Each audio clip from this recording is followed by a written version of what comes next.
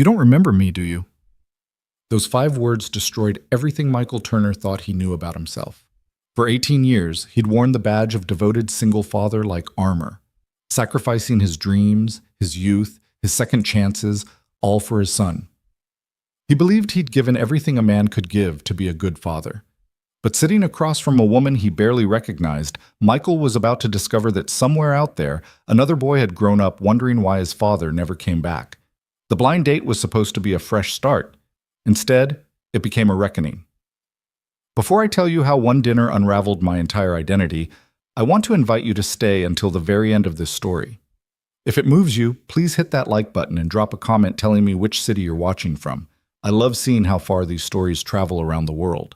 The restaurant smelled like rosemary and old money. Michael Turner adjusted his tie for the third time, feeling ridiculous.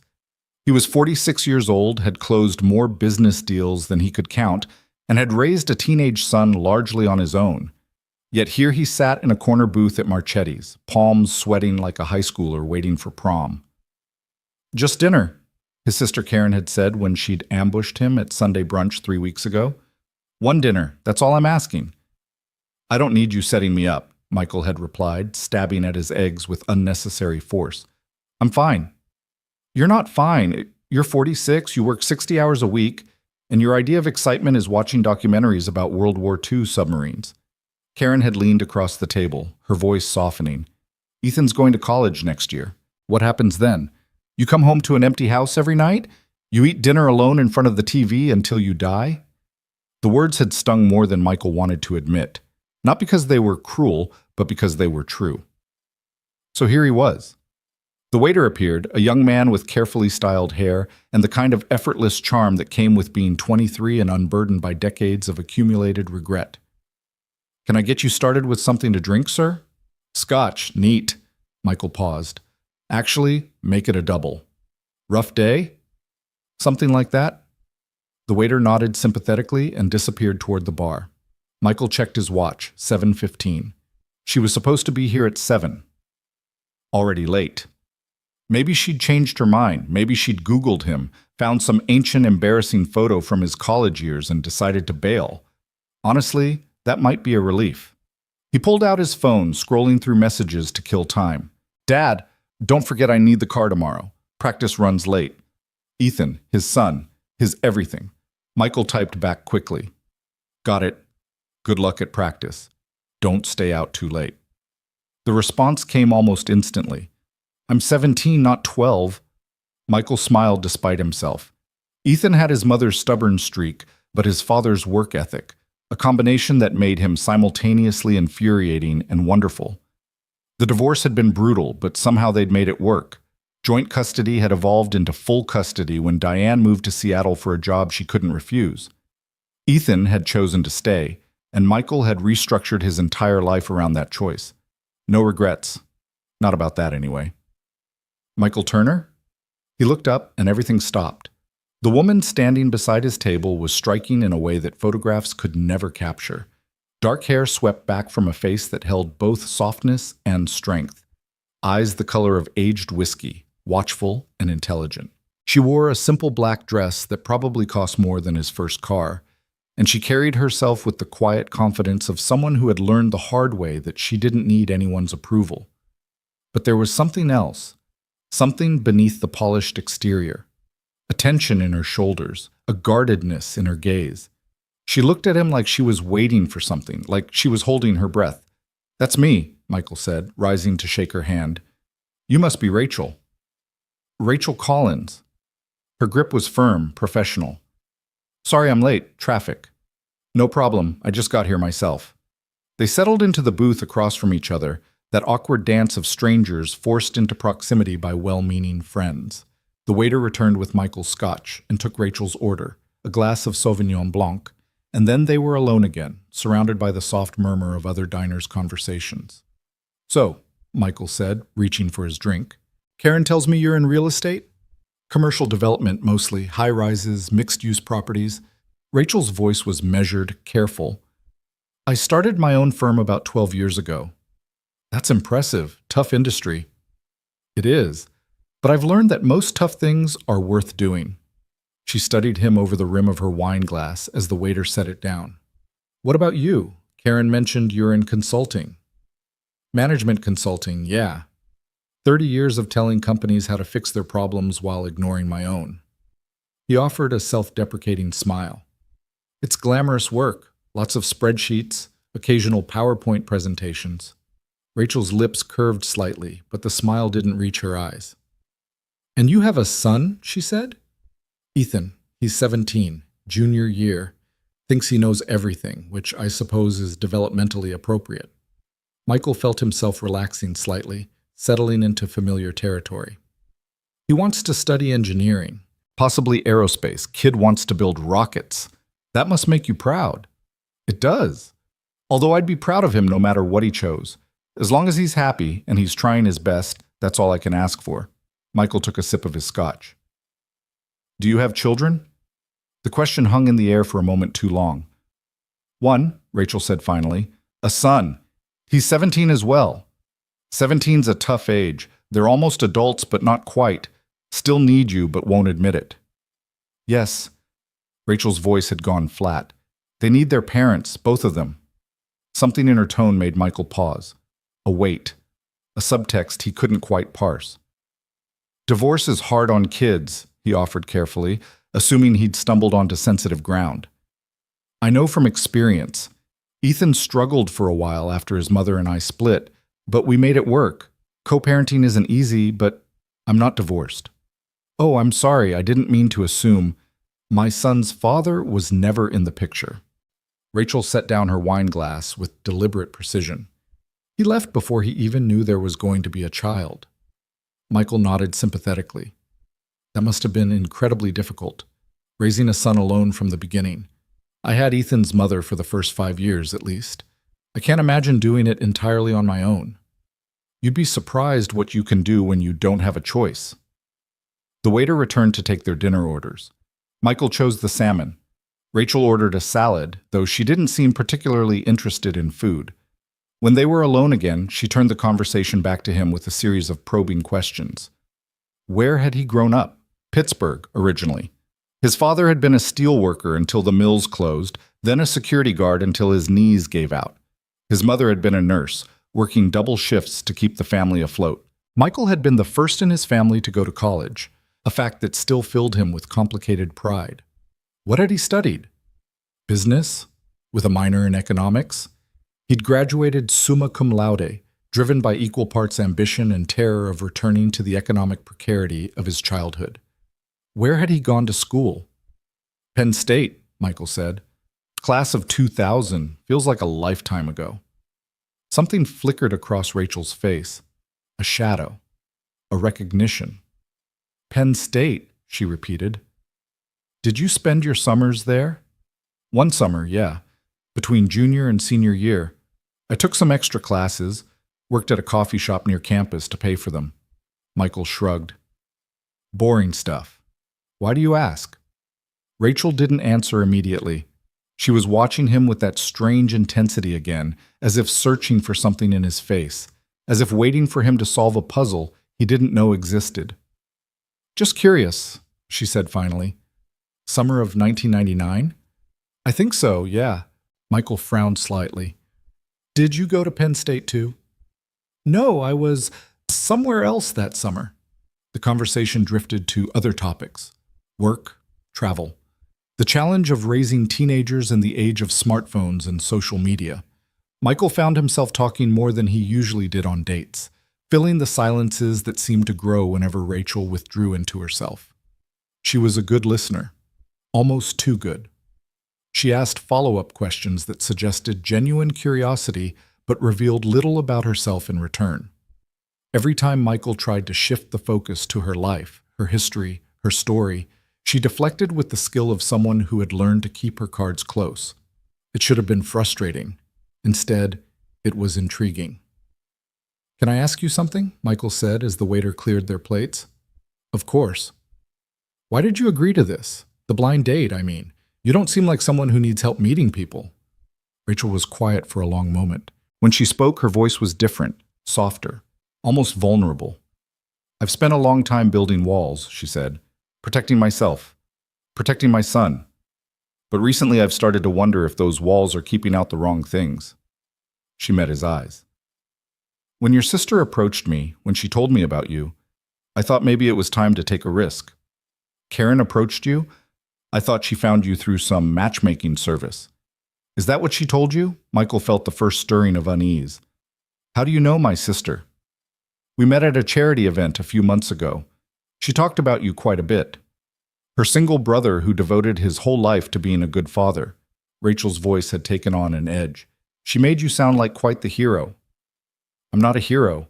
I'm just a guy who tried to do the right thing by his kid. The right thing by one kid. The words landed like a slap. I'm sorry? Michael said carefully. Rachel reached for her wine, drained the last of it, and set the glass down with a soft click. Her composure had shifted, the careful neutrality giving way to something raw, something that had been building all evening. Tell me about that summer, she said. The summer of 1999. The coffee shop. I told you. I was working there to pay for classes. It was boring. I made lattes. I studied. Michael stopped. A memory surfaced, hazy and incomplete. A girl with dark hair, laughing at something he'd said. A week of conversations that felt important at the time, but had faded into the blur of ordinary college life. I don't understand. What does this have to do with anything? There was a girl who worked there too, Rachel said. A high school senior. She was taking summer classes at the community college nearby. She was younger than you, naive, impressed by the older college guy who could quote Shakespeare and talk about economics. Michael's blood turned to ice. They spent a few weeks together. Nothing serious, at least not to him. He was about to start his senior year, had his whole future planned out. She was just a summer distraction. Rachel's voice cracked slightly. And when summer ended, he went back to his regular life. Never called, never wrote, never gave her another thought. Rachel, you don't remember me, do you? The question hit Michael like a physical blow. He stared at her across the table, searching her face for something familiar, some echo of the girl she must have been. And slowly, horribly, pieces began to fall into place. The dark hair, the watchful eyes, the way she'd looked at him all evening like she was waiting for him to recognize her. The coffee shop, he said slowly. Riley's. Your name was Ray. Everyone called me Ray back then. Her smile was bitter. But yes, I was the girl who made your morning coffee, the girl who hung on your every word, the girl who thought that summer actually meant something. Michael felt sick. He remembered her now, not clearly, not completely, but enough. Dark hair pulled back in a ponytail. A laugh that seemed too big for her small frame. Long conversations during slow shifts, the kind of easy connection that summer heat and youth made possible. And then nothing. He'd gone back to school, gotten busy with senior year, and simply forgotten. It hadn't been intentional. It hadn't been cruel. It had just been the carelessness of someone too young and too focused on his own future to consider the impact of his actions on others. Ray, he said quietly, I'm sorry. I didn't mean to hurt you. I was young and stupid, and I didn't come here for an apology. Then why? Rachel reached into her purse and pulled out a photograph. She slid it across the table, and Michael looked down at a face that stopped his heart. It was a boy, 17 maybe. Dark hair, strong jaw, eyes that held a familiar intensity. He was wearing a Penn State sweatshirt. The irony wasn't lost on Michael, and standing in front of a modest house with a soccer ball tucked under one arm. The boy looked exactly like Michael had at that age. His name is Lucas, Rachel said, her voice steady despite the earthquake she was causing. He's 17 years old. He was born on April 15, 2000, 9 months after you left Pennsylvania without looking back. She paused. He's your son, Michael, the one you never knew existed. The restaurant noise faded to static. Michael couldn't breathe, couldn't think. He was aware of his heart pounding, of the photograph trembling in his hands, of Rachel watching him with an expression that mixed anger with something that might have been relief. That's impossible, he heard himself say. You would have told me. Someone would have. My sister. Your sister didn't know. No one knew, except my family. And I didn't tell you because Rachel's composure finally cracked. Because you were gone. You were gone. And I was 18 years old and terrified. And by the time I worked up the courage to try to find you, you were engaged to someone else, starting your perfect life with your perfect future. And I wouldn't. She stopped, pressed a hand to her mouth, took a shaky breath. I made a choice. Maybe it was the wrong one. But I made it, and I lived with it, and I raised our son alone. Michael couldn't stop staring at the photograph. The boy, Lucas, had Rachel's smile, but Michael's stubborn jawline. He had Michael's posture, that particular way of standing like he was ready to take on the world. He was wearing a Penn State sweatshirt. Penn State. Does he know? Michael asked hoarsely. About me? He knows his father was someone I met in college, someone who left before I could tell him I was pregnant. Rachel's voice was hollow. He doesn't know your name, or he doesn't know you're in the same city. He doesn't know anything. You live here? In this city? We moved here 3 years ago. My business expanded, and this seemed like a good market. Rachel laughed bitterly. I didn't know you were here. It wasn't some grand plan to confront you. I had genuinely put it all behind me, or I thought I had, and then I met your sister at that charity event, and she started talking about her brother, the devoted single father, and something inside me just broke. Michael set down the photograph carefully, as if it might shatter. Why now? He asked. After 17 years, why tell me now? Because Lucas is asking questions. He's 17, the same age I was when I had him. He's applying to colleges, thinking about his future, and he wants to know where he comes from. Rachel met Michael's eyes. I could keep lying to him. I could protect him from the truth forever, but I'm tired of carrying this alone. And he deserves to know his father, even if his father never deserved to know him. The cruelty of the statement was precise and intentional. Michael felt it land exactly where Rachel had aimed, the soft, unprotected part of him that had spent 17 years believing he was a good man, a good father. I didn't know, he said quietly. You have to believe me. If I had known, would it have mattered? Would you have given up your future, your plans, your perfect trajectory to be a father at 22? Rachel shook her head. I've played that game 1,000 times in my head. Imagined calling you, imagined you dropping everything to be with us. But the truth is, Michael, you forgot I existed the moment summer ended. I was just a girl who made your coffee, a pleasant memory, barely remembered. That's not fair. No, it's not. None of this is fair. Rachel stood, gathering her purse. I've said what I came to say. You know the truth now. What you do with it is up to you. Wait. Michael rose too, his chair scraping loudly against the floor. Other diners glanced their way, curious about the disruption. You can't just... This is my son, our son. You can't drop this bomb and walk away. I've been dealing with it for 17 years. I think I've earned the right to walk away for one evening. Rachel's voice was steel wrapped in silk. Take some time. Process this. Think about whether you actually want to be part of Lucas's life or whether you just feel obligated. Because he's not a responsibility to be checked off a list. He's a person. A brilliant, kind, complicated person who has spent his whole life wondering why his father never wanted him. I didn't know he existed. And whose fault is that? The question hung in the air between them, unanswerable and unavoidable. Rachel reached into her purse again and pulled out a business card. My number is on there. When you've figured out what you want to do, call me.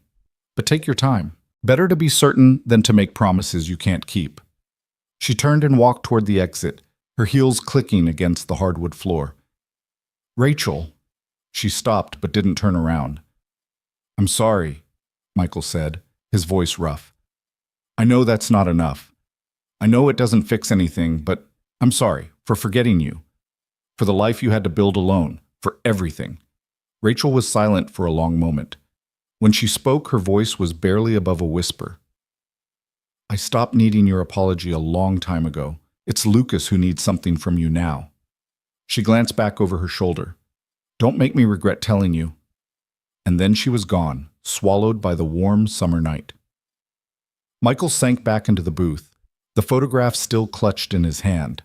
The waiter approached tentatively, asked if everything was all right, if he wanted the check. Michael nodded without really hearing, pulled out his wallet, left twice what the bill probably was, and stumbled out of the restaurant.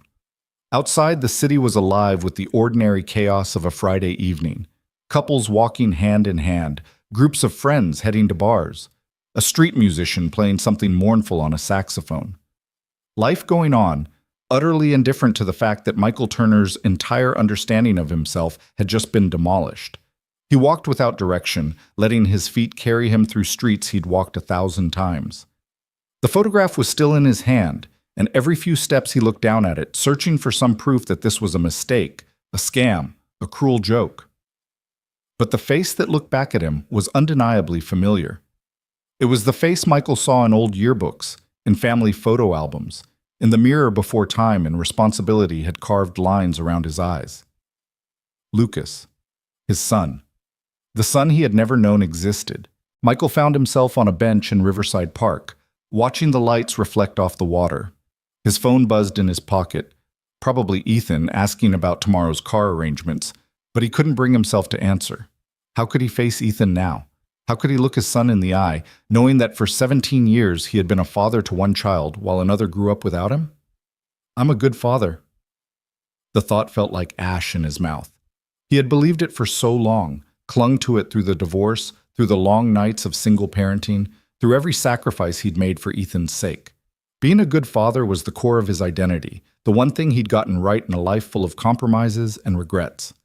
But what kind of father forgets a woman who might be carrying his child? What kind of father never thinks to look back? Michael remembered that summer now, pieces of it surfacing like debris after a shipwreck. Rachel, had been funny and smart, with a curiosity that made even small talk feel meaningful. She'd asked him about his classes, his plans, his dreams, and she'd listened like his answers mattered. He'd liked spending time with her. He'd liked the way she made him feel important, admired, seen. And when summer ended, he'd simply moved on. Not cruelly, not deliberately. Just thoughtlessly. She was a chapter in a book he was closing, and he'd been too focused on the next chapter to look back. 25 years later, he was sitting on a park bench, realizing that the chapter he'd dismissed had contained the most important sentence of his life. His phone buzzed again. This time he looked at it. Dad? You okay? You've been quiet. Ethan. His son. The son he'd raised, the son he knew, the son who was about to discover that his father wasn't the man he thought he was. Michael typed back, "Fine. Just had dinner. We'll talk tomorrow." Then he turned off his phone and stared at the water until the lights began to blur. The drive home was a fog. Michael moved on autopilot, muscle memory guiding him through familiar streets while his mind churned with questions that had no answers. He pulled into the driveway of the house he'd bought after the divorce. Modest but comfortable, chosen specifically because it was in a good school district, and sat in the car for a long time, unable to face what waited inside. Ethan was still awake when Michael finally walked through the door.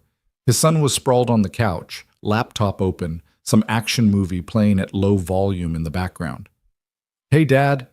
Ethan glanced up. "How was the—" He stopped, his expression shifting to concern. "You okay? You look like someone died." "I'm fine, just tired." Michael managed a weak smile. "Long day." "How was the date? Was she horrible?" "No, she was—" Michael couldn't find the words. "It was complicated." Ethan's eyebrows rose. Complicated usually means interesting.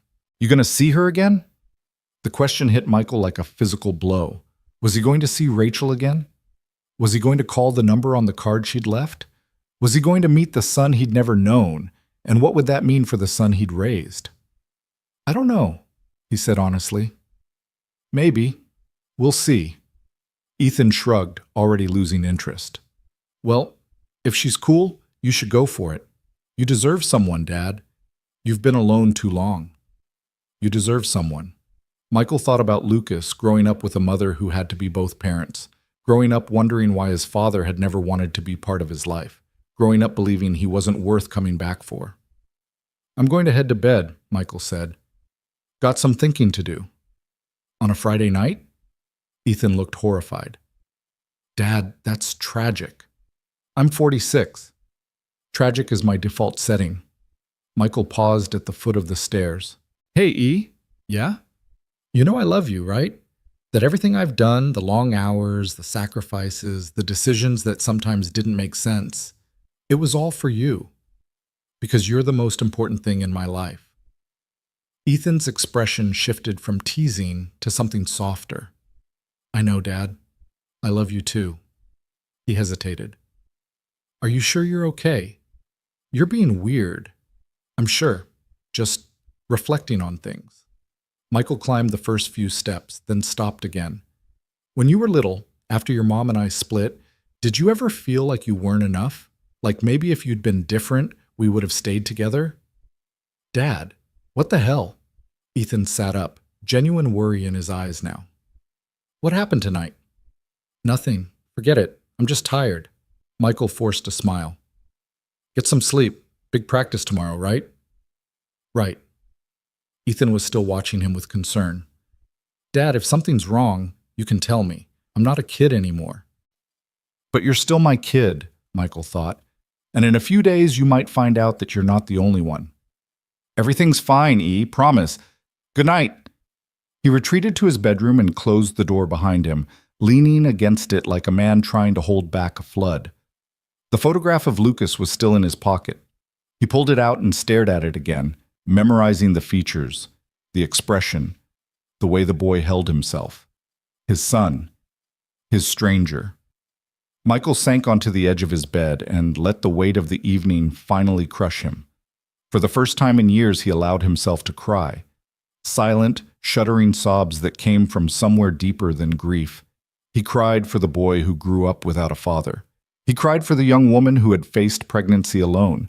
He cried for the man he'd thought he was and the man he now knew himself to be. And when the tears finally stopped, when exhaustion pulled him toward sleep, one thought remained, crystalline and unavoidable. I have another son, and I have no idea what to do about it. Morning came too soon and too bright.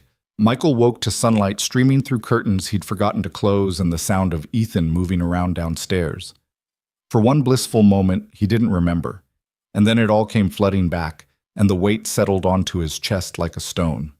He showered mechanically, dressed in clothes he'd pulled from the closet without looking, and made his way to the kitchen. Ethan was at the table, shoveling cereal into his mouth while scrolling through his phone. Keys, Ethan said without looking up. You promised. Michael found his car keys and tossed them across the table. Back by 10. Midnight. 11. 11:30. 11. Final offer. Ethan grinned. Deal. He looked up and his smile faded slightly. You still look terrible. Did you sleep at all? Not much. Michael poured himself coffee, burning his tongue on the first sip. Got a lot on my mind. The date girl? Among other things. Ethan studied his father with the uncomfortable perceptiveness of a teenager who had learned to read moods out of survival. You know you can talk to me, right? Like, I know I'm your kid, but I'm also pretty good at listening. Mom says I got that from you. The mention of Diane sent a fresh spike of anxiety through Michael's gut. His ex-wife. The woman he'd married 3 years after that summer at Penn State, believing he was starting fresh, building a life untainted by his past mistakes. She would have to know. Eventually. When Michael figured out what he was going to do about Lucas, Diane would have to know because Ethan would have to know. And, Dad? You're spiraling. I can literally see you spiraling. Michael blinked. Sorry. What? Whatever this is, whatever's eating you, you should just deal with it. Ethan stood, bringing his bowl to the sink. You always tell me that avoidance makes everything worse. Maybe take your own advice. When did you get so wise? I've been listening to your lectures for 17 years. Some of it was bound to stick. Ethan grabbed his backpack and headed for the door. Try not to completely fall apart while I'm gone, okay? I need you functional for college tours next month. I'll do my best. The door closed, and Michael was alone with his thoughts and his cold coffee and a photograph that seemed to pulse with accusation. He sat at the kitchen table for a long time, turning Rachel's business card over in his hands. The paper was heavy, expensive, The kind of card that announced success without bragging about it. Rachel Collins, Collins Development Group, President and CEO. She had built something, raised a son, carved out a life without him, because of him, and now she was asking him to step into that life 17 years too late. Could he do it? Could he meet Lucas, this stranger who shared his blood, and try to build a relationship from nothing?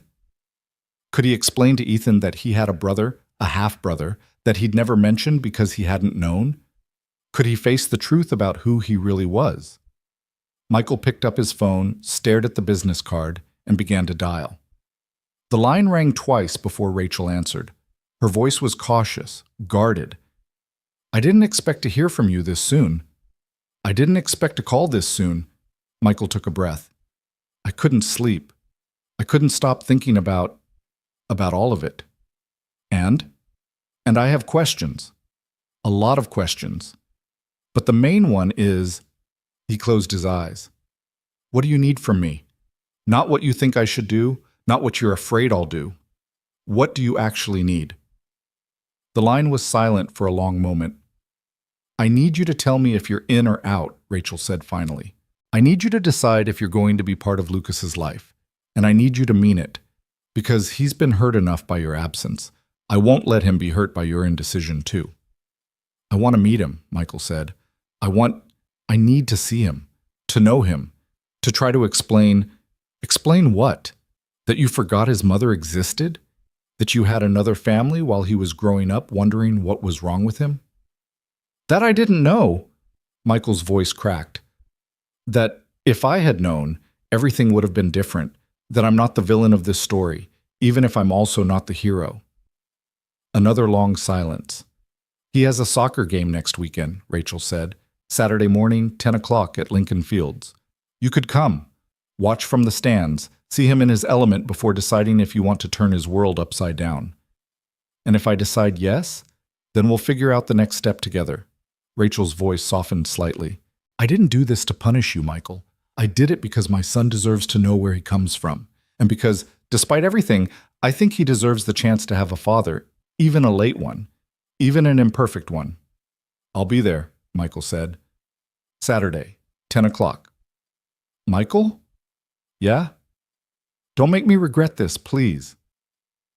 The line went dead, and Michael sat alone in his kitchen, holding a phone that felt like it weighed 1,000 pounds.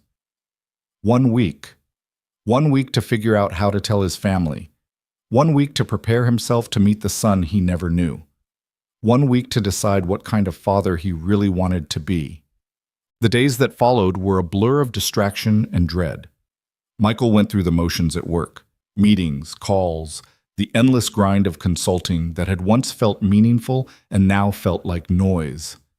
He caught himself staring at his computer screen for minutes at a time, seeing nothing, thinking only of the photograph hidden in his desk drawer. Lucas.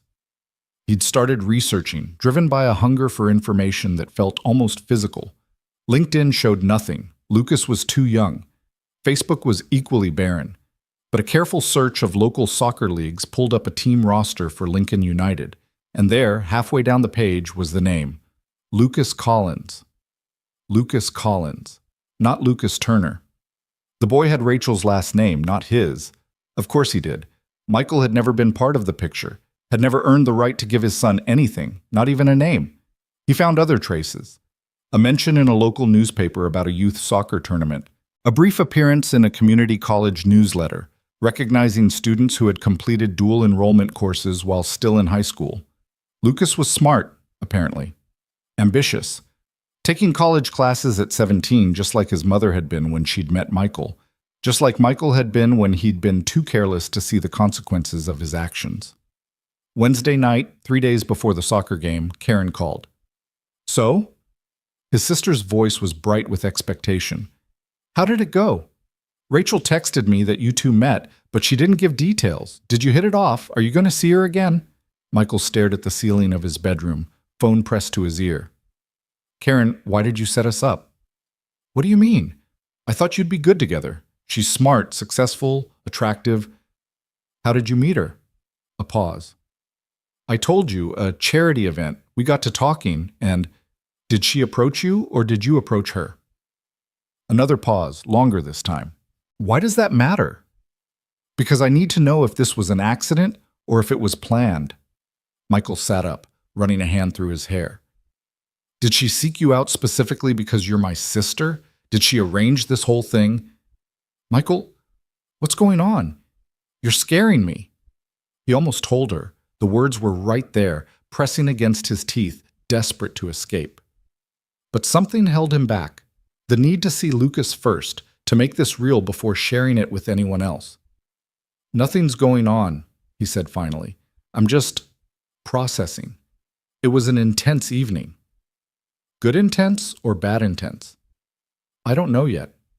Michael lay back down, staring at the shadows on the ceiling. I'll let you know when I figure it out.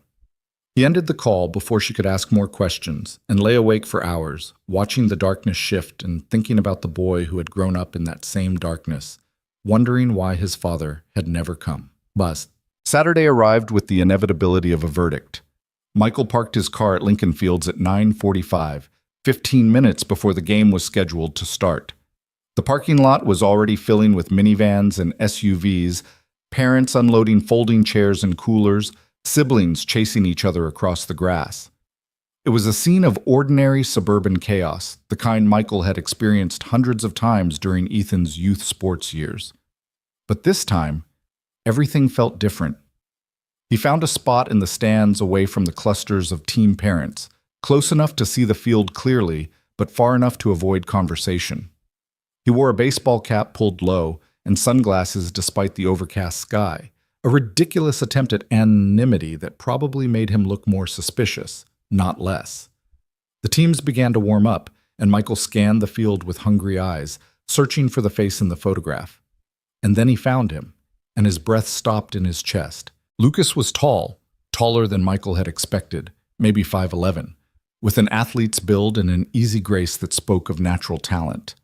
He was laughing at something a teammate had said, his smile wide and genuine, and in that moment he looked so much like a young Michael Turner that it was almost painful. But there were differences too, the way he moved, more fluid, more confident than Michael had ever been at that age. The way he interacted with his teammates, drawing them in, making them feel included, radiating the kind of charisma that can't be taught. Rachel was there too, standing near the sideline with a travel mug of coffee and the watchful posture of a mother who had spent 17 years being both parents. She hadn't seen Michael yet, or if she had, she was doing an excellent job of pretending otherwise. The game began, and Michael found himself drawn in despite the turmoil in his chest. Lucas played midfield, orchestrating the offense with a vision that seemed almost preternatural. He made passes that shouldn't have worked, created opportunities out of nothing, lifted his teammates' performances just by being present. Halfway through the first half, Lucas received a pass near the top of the box, turned, and struck a shot that curled into the upper corner of the net. The Lincoln stands erupted, parents cheering, teammates rushing to embrace him, and Michael found himself cheering too, standing with the others shouting for a boy who didn't know he existed. The game ended 3-1, Lincoln victorious. Lucas had scored twice and assisted on the third goal. As the teams shook hands and the stands began to empty, Michael's eyes were locked on his son.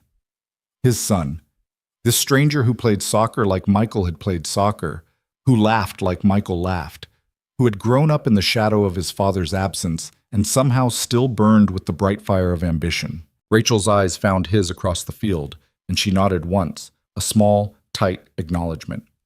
Then she turned to Lucas, said something that made him glance toward the parking lot, and began walking in Michael's direction. This was it, the moment of decision.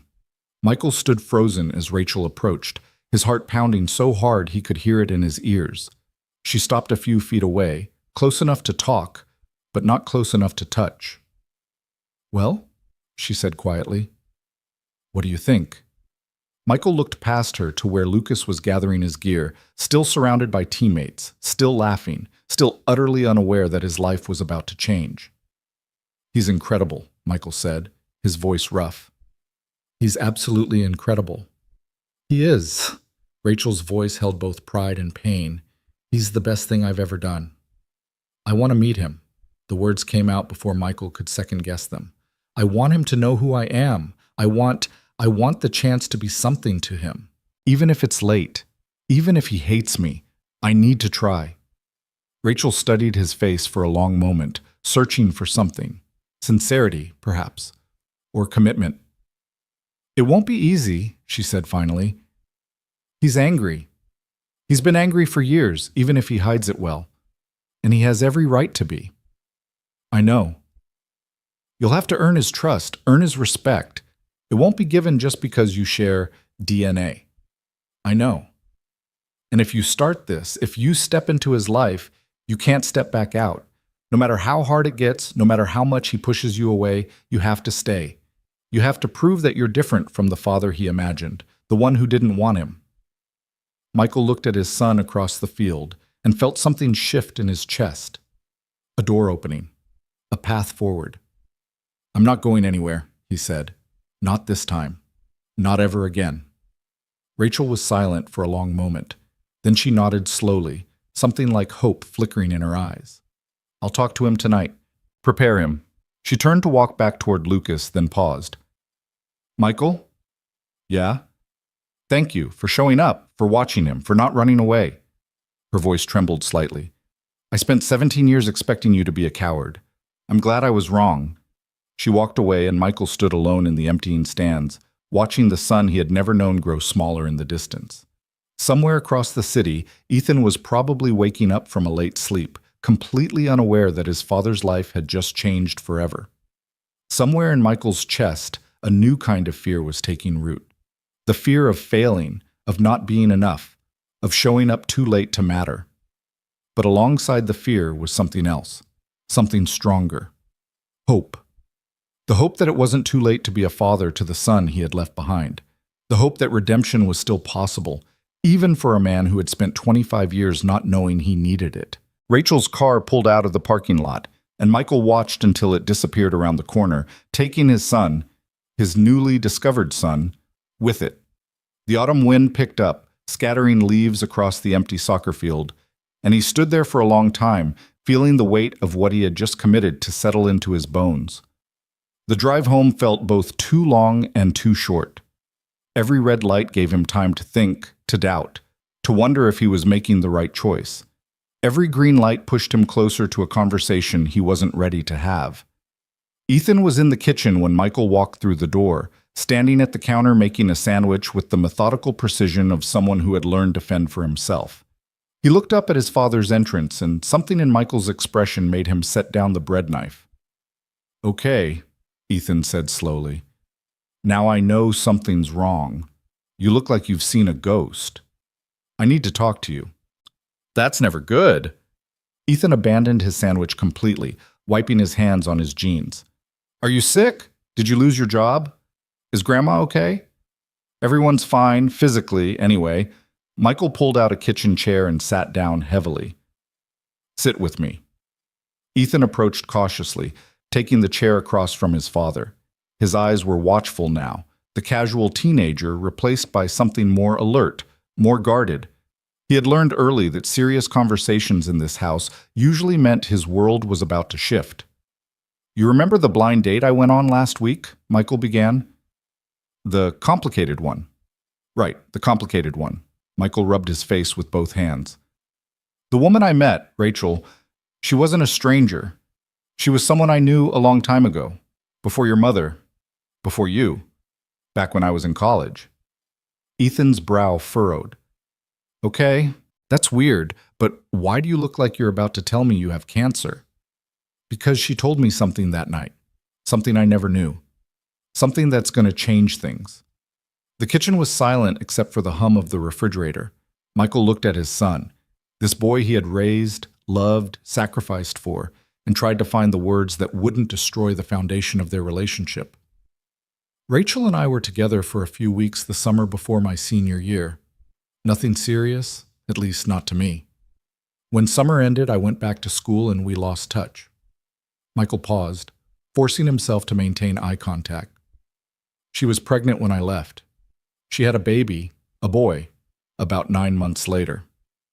Ethan's face went through a series of rapid transformations. Confusion, disbelief, the slow dawning horror of understanding. You have another kid, he said flatly. I have another son. His name is Lucas. He's 17 years old. 17. Ethan's voice cracked on the word. He's my age. You have a kid my age that you never told me about. I didn't know. I swear to you, Ethan, I didn't know. She never contacted me. I never knew she was pregnant. I just found out last week at that dinner. Ethan pushed back from the table, his chair scraping loudly against the floor. He stood up, paced to the counter, then turned back to face his father with an expression that mixed anger with something that looked disturbingly like betrayal. How could you not know? How do you just forget about someone who could be having your baby? I was young. I was stupid. I was focused on my own future, and I didn't think about the consequences of my actions. Michael's voice was raw with shame. There's no excuse. I'm not trying to make excuses. I'm just telling you the truth. The truth, Ethan laughed bitterly. The truth is that somewhere out there I have a brother who's been living his whole life without a dad, because you couldn't be bothered to check in on the girl you slept with. Ethan, do you know what that does to a kid? Growing up without a father? Ethan's voice rose. I had you, even when you and Mom split. I had you showing up to my games, helping with my homework, being there. This kid, Lucas, he had nothing because of you. The words landed like blows, each one deserved, each one cutting deeper than the last.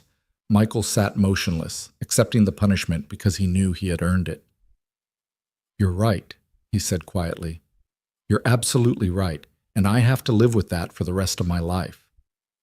Ethan was breathing hard, his hands clenched at his sides. What are you going to do about it? I'm going to meet him, get to know him, try to be part of his life if he'll let me. And what about me? What do you mean? I mean, what about me? Ethan's voice cracked again, and suddenly he looked less like an angry young man and more like a scared child. You've been my dad for 17 years, just mine. And now you're telling me I have to share you with some stranger? Michael stood slowly, crossing the kitchen to stand in front of his son. You're not sharing me with anyone. You're my son. Nothing changes that. Nothing will ever change that. But you're going to spend time with him, build a relationship with him, make up for lost time. Ethan's eyes were bright with unshed tears.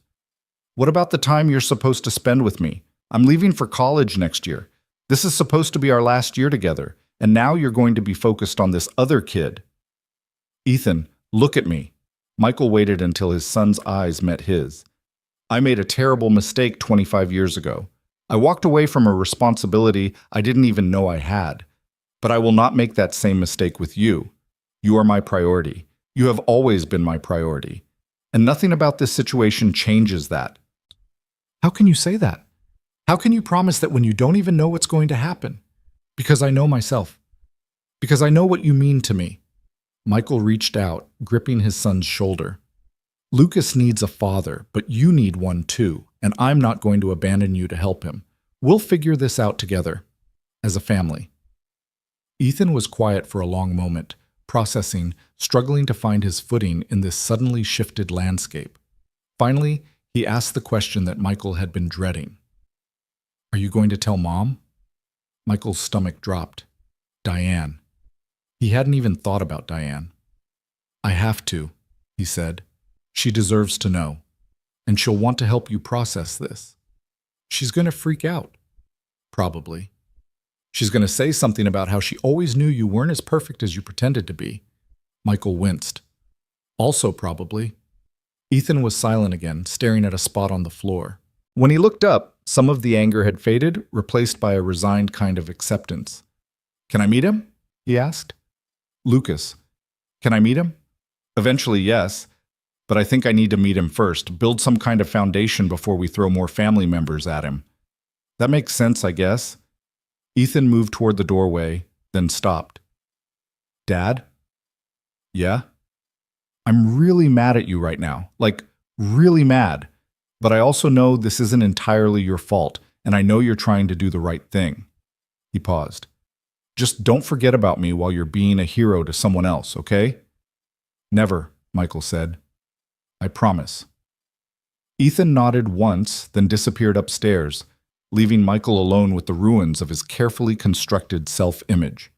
The call to Diane went about as well as expected. His ex-wife listened in stunned silence as Michael explained the situation, her occasional sharp intakes of breath the only indication that she was still on the line. When he finished, there was a long pause before she spoke. "Let me get this straight," Diane said, her voice clipped and precise. "You had a summer fling before we met, got a girl pregnant, and never bothered to follow up?" "I didn't know she was pregnant." "Because you didn't ask. Because you just walked away and never looked back." Diane's laugh was humorless. "And here I spent our entire marriage being told what a responsible, committed man you were, what a devoted father you were.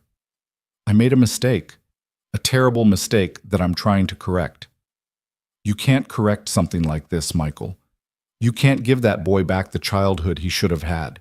You can't erase 17 years of abandonment. I know that, but I can try to be there for him now. And what about Ethan? How did he take it? He's angry, hurt, scared that I'm going to forget about him. Can you blame him?" Diane's voice softened slightly. "He spent his whole life being the center of your world. Now he finds out he was never the only one who needed you. He'll always be the center of my world. You can't promise that anymore. You have 2 sons now, Michael. 2 sons who both need a father. You can't be everything to both of them." "I can try." Diane sighed heavily. "I'll call Ethan tonight. Make sure he knows I'm here for him." She paused. "And Michael?" "Yeah." "For what it's worth, I don't think you're a bad person. I think you were a young, careless man who made a mistake that had consequences he never intended. But intention doesn't erase impact. That boy grew up without a father because of you. Don't let your guilt make you forget that." The line went dead, and Michael sat in the darkening kitchen, surrounded by the echoes of the life he thought he'd built. 3 days passed before Rachel called. 3 days of awkward silences with Ethan, sleepless nights staring at the ceiling, and endless internal debates about whether he was doing the right thing. When her name appeared on his phone screen, Michael answered before the second ring. "I told him," Rachel said without preamble. "I told him everything." "How did he take it?"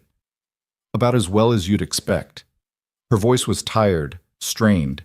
"He's angry, confused. He has a lot of questions that I can't answer." "Questions about me?" "Questions about everything. Why I kept the secret. Why I didn't try harder to find you. Why I waited 17 years to tell him the truth." Rachel's breath hitched. He feels like his entire life has been a lie. And in some ways, it has been. Michael closed his eyes. "I'm sorry. I know this is hard for you too." "It is. But it's harder for him. He's the one who has to process the fact that his father has been out there, living his life, raising another son, completely unaware of his existence." "When can I meet him?" Rachel was quiet for a moment. "He said he needs time, a few days to process everything before he's ready to face you." "That's fair. That's completely fair. I'll call you when he's ready. But, Michael," she hesitated, "when you do meet him, be prepared. He's not going to make this easy for you. He's not going to fall into your arms and call you dad.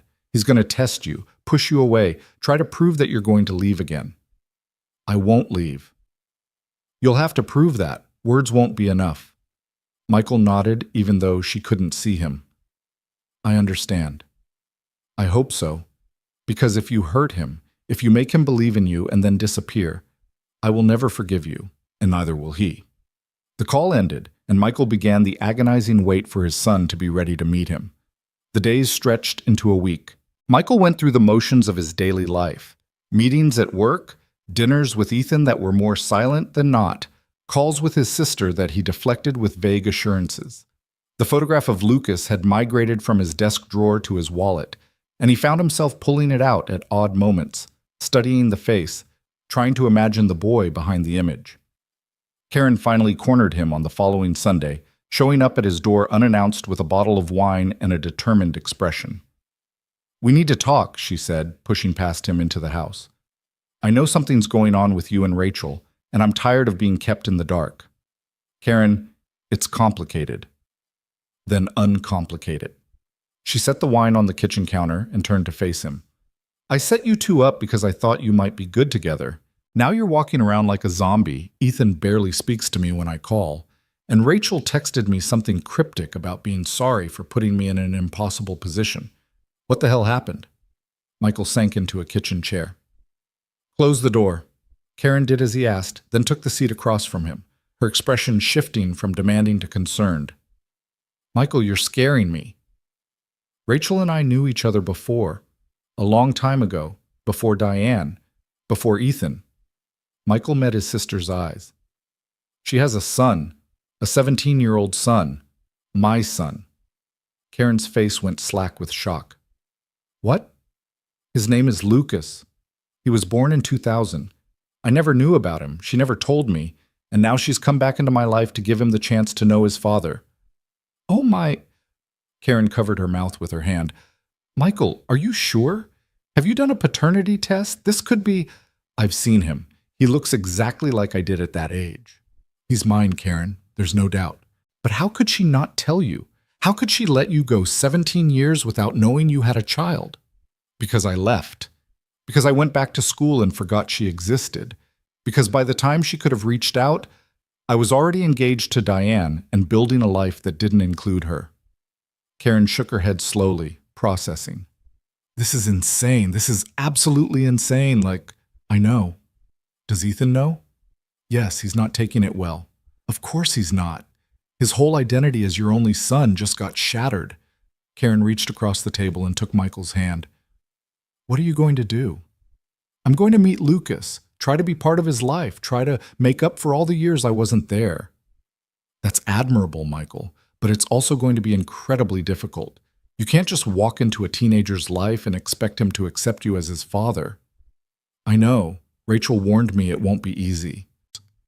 And what about Ethan? What about making sure he doesn't feel abandoned while you're trying to connect with this other boy? I'm trying to balance it. I'm trying to be there for both of them. Karen squeezed his hand. You're a good man, Michael, a good father, but you're also human, and humans make mistakes. She paused. Have you told Mom and Dad? Michael's stomach churned. Not yet. You're going to have to. They deserve to know they have another grandchild. I know. I want to meet Lucas first. I want this to be real before I start spreading the news to everyone. Karen nodded slowly. Okay, but don't wait too long.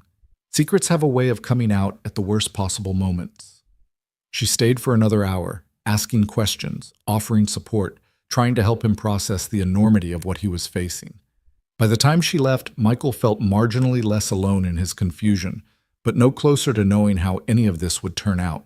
The call came on a Tuesday evening, 12 days after the soccer game. He's ready, Rachel said simply. Can you meet us Thursday after school? There's a coffee shop near his campus, neutral territory. I'll be there. 3:30. I'll text you the address. Rachel, thank you for giving me this chance. Don't thank me yet. This is just the beginning. Thursday arrived with the weight of 1,000 expectations. Michael left work early, citing a family emergency that wasn't technically a lie, and drove to the coffee shop Rachel had specified. It was a small, independent place tucked between a bookstore and a vintage record shop, the kind of establishment that attracted students and artists and people who valued atmosphere over efficiency. He arrived 15 minutes early, ordered a coffee he didn't want, and chose a table near the back where he could see the door. His hands were shaking slightly, and he pressed them flat against the tabletop, trying to still the tremors. At exactly 3:30, the door opened. Rachel walked in first, her eyes scanning the room until they found Michael. Behind her came Lucas.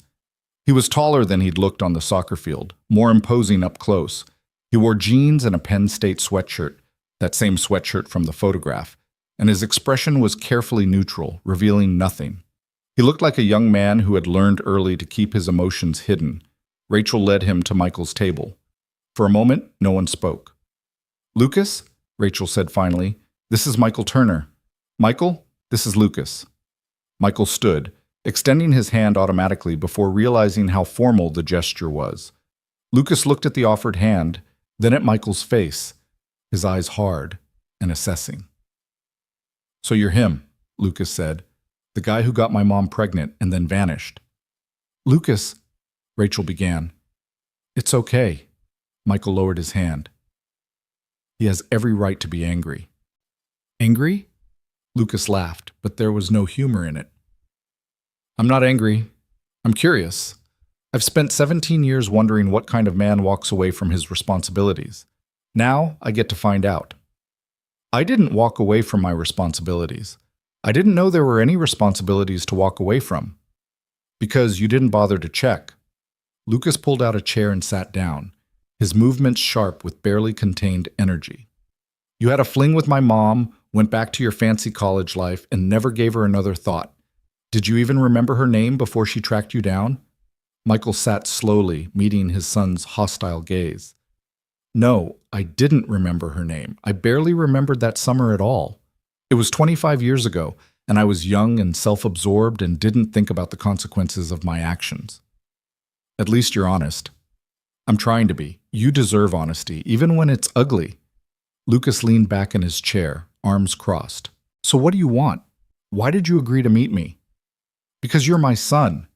Because I missed 17 years of your life that I can never get back.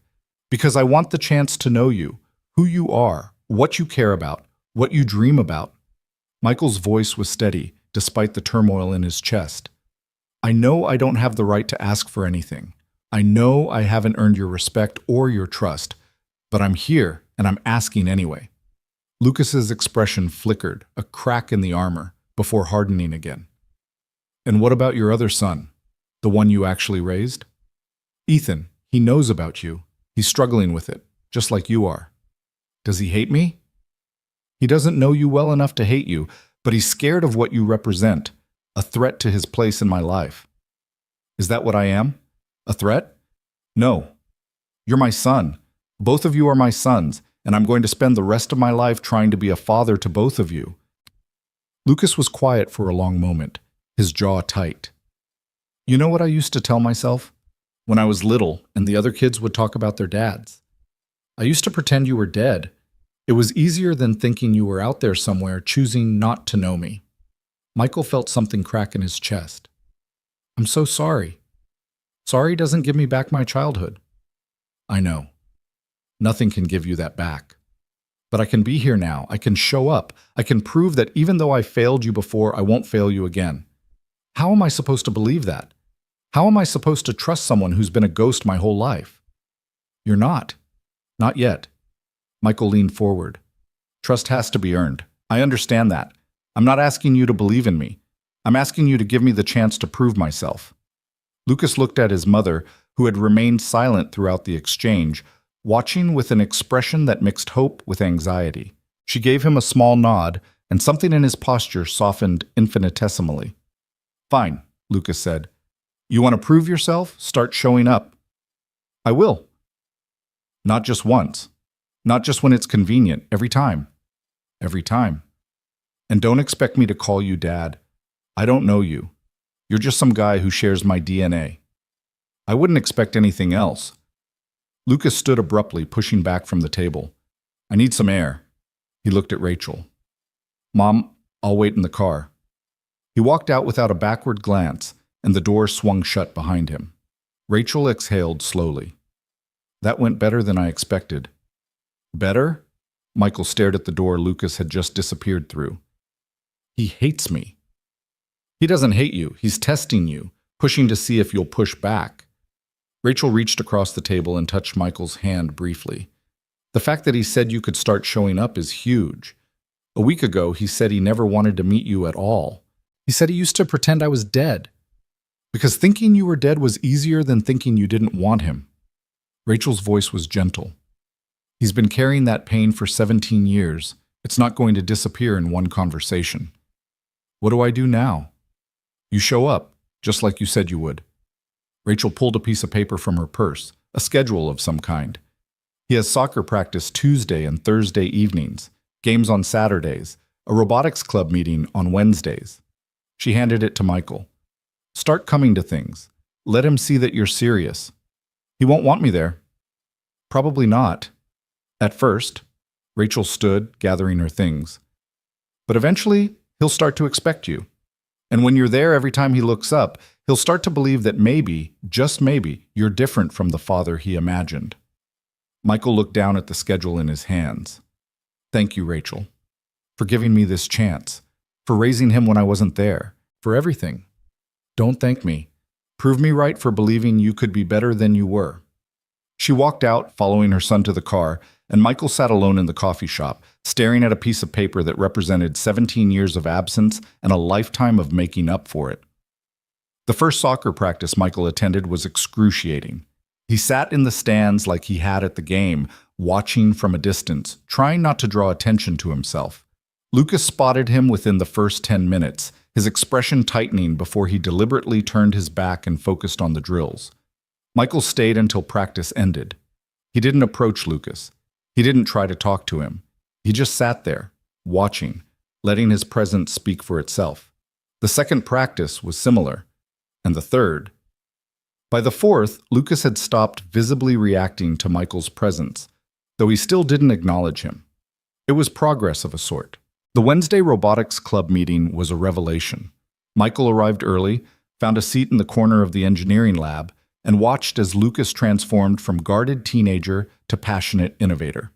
His son was brilliant, there was no other word for it, speaking about motor efficiency and sensor calibration with the kind of enthusiasm that couldn't be faked. After the meeting, as the other students filed out, Lucas paused at Michael's chair. "You came," he said flatly. "I said I would. To Robotics Club, which has nothing to do with sports. It has to do with you." Michael met his son's eyes. "I want to know all of it, Lucas, not just the parts that are easy to watch." Lucas was quiet for a moment. "Wednesday nights are usually when I grab dinner with my mom. Since she's busy tonight," he hesitated. "There's a burger place down the street. They have decent food." Michael's heart stopped, then started again at double speed. "Are you asking me to have dinner with you?" "I'm asking if you want to buy me a burger. Don't make it weird." "I won't make it weird." They walked to the burger place in silence, ordered at the counter, and found a booth in the back. For the first few minutes, neither spoke. Lucas focused on his food with unnecessary intensity, while Michael tried to think of something to say that wouldn't sound desperate. Finally, Lucas broke the silence. "The robot we're building is for a competition in February, state championship." "What does it do?" "It's a rescue bot, designed to navigate obstacles, locate objects, and transport them safely." Lucas's voice warmed slightly as he talked about the project. "My job is the navigation system, mapping algorithms, pathfinding, that kind of thing." "That sounds incredibly complex." "It is, but I like complex problems." Lucas glanced up. "Mom said you're in consulting. That's basically solving problems for a living, right?" "Basically, yes, though my problems are usually about organizational structure and efficiency, not rescue robots." "Still, problem solving is problem solving." Lucas took a bite of his burger, chewed thoughtfully. "Ethan, your other son, what's he into?" Michael blinked at the unexpected question. "Engineering, actually. Wants to study aerospace. Build rockets." "Seriously?" "Seriously. He's been obsessed with space since he was 8 years old." Lucas processed this information. "So we both like building things. Apparently. That's weird. It's genetics, maybe." "Maybe." Lucas was quiet again, but the silence felt different now, less hostile, more contemplative. "Does he know you're here? With me?" "He knows I've been going to your practices. I haven't told him about tonight yet." "Why not?" "Because I wanted to respect your privacy. This is your decision, how much you want to share, who you want to know." Michael set down his burger. "I've already taken so much from you without your consent. I'm not going to take your agency too." Lucas stared at him for a long moment, something shifting in his expression. "That's..." He stopped, started again. "That's actually pretty decent of you." "I'm trying." "I noticed." They finished their burgers, talking intermittently about safe topics, school, sports, the absurdity of college application essays. It wasn't deep and it wasn't healing, but it was something, a foundation. When they walked out into the cool evening air, Lucas paused on the sidewalk. "Same time next week?" he asked, trying to sound casual and not quite succeeding. "Same time next week." "Okay." Lucas nodded once. "See you at practice on Thursday." "I'll be there." Michael watched his son walk away, and for the first time since this whole nightmare began, he felt something that might have been hope, The weeks that followed were a delicate dance of showing up and standing back, of presence without pressure. Michael attended every practice, every game, every robotics meeting. He bought burgers on Wednesday nights and learned to read the subtle shifts in Lucas's mood. He learned that his son was fiercely intelligent but secretly insecure, that he worked harder than anyone because he was terrified of being seen as ordinary, that he had his mother's determination and his father's stubbornness. The first time Lucas smiled at something Michael said, a genuine smile, unguarded and warm, Michael had to excuse himself to the bathroom to collect himself. Meanwhile, at home, Ethan watched his father's transformation with wary eyes. The tension between them had eased somewhat, but a distance remained, a wall that Michael didn't know how to breach without making things worse. One night, about 6 weeks after the first meeting with Lucas, Ethan found Michael in the kitchen, reviewing his calendar. "You're gone a lot," Ethan said, leaning against the doorframe. "I know. I'm sorry. Wednesday dinners, Tuesday and Thursday practices, Saturday games." Ethan's voice was flat. "That's a lot of time with someone you just met." "Ethan, I'm not trying to make you feel guilty. I'm just stating facts." Ethan crossed his arms. "When's the last time we did something together? Just the two of us?" Michael tried to remember and came up empty. "It's been too long." "Yeah, it has. I'm sorry. I've been so focused on building something with Lucas that I've been neglecting what I already have with you." Michael closed his calendar. "What do you want to do? Name it. This weekend. Just us." Ethan considered. "There's a car show on Saturday. Classic muscle cars. Lucas has a game on Saturday." "I know." The words hung between them. A test. A challenge. Michael looked at his son. The son he had raised. The son who had stood by him through divorce and long hours and all the compromises of their shared life, and made a decision. "Then we'll go to the car show," he said. Ethan's eyes widened slightly. "You'll miss the game?" "Lucas will understand.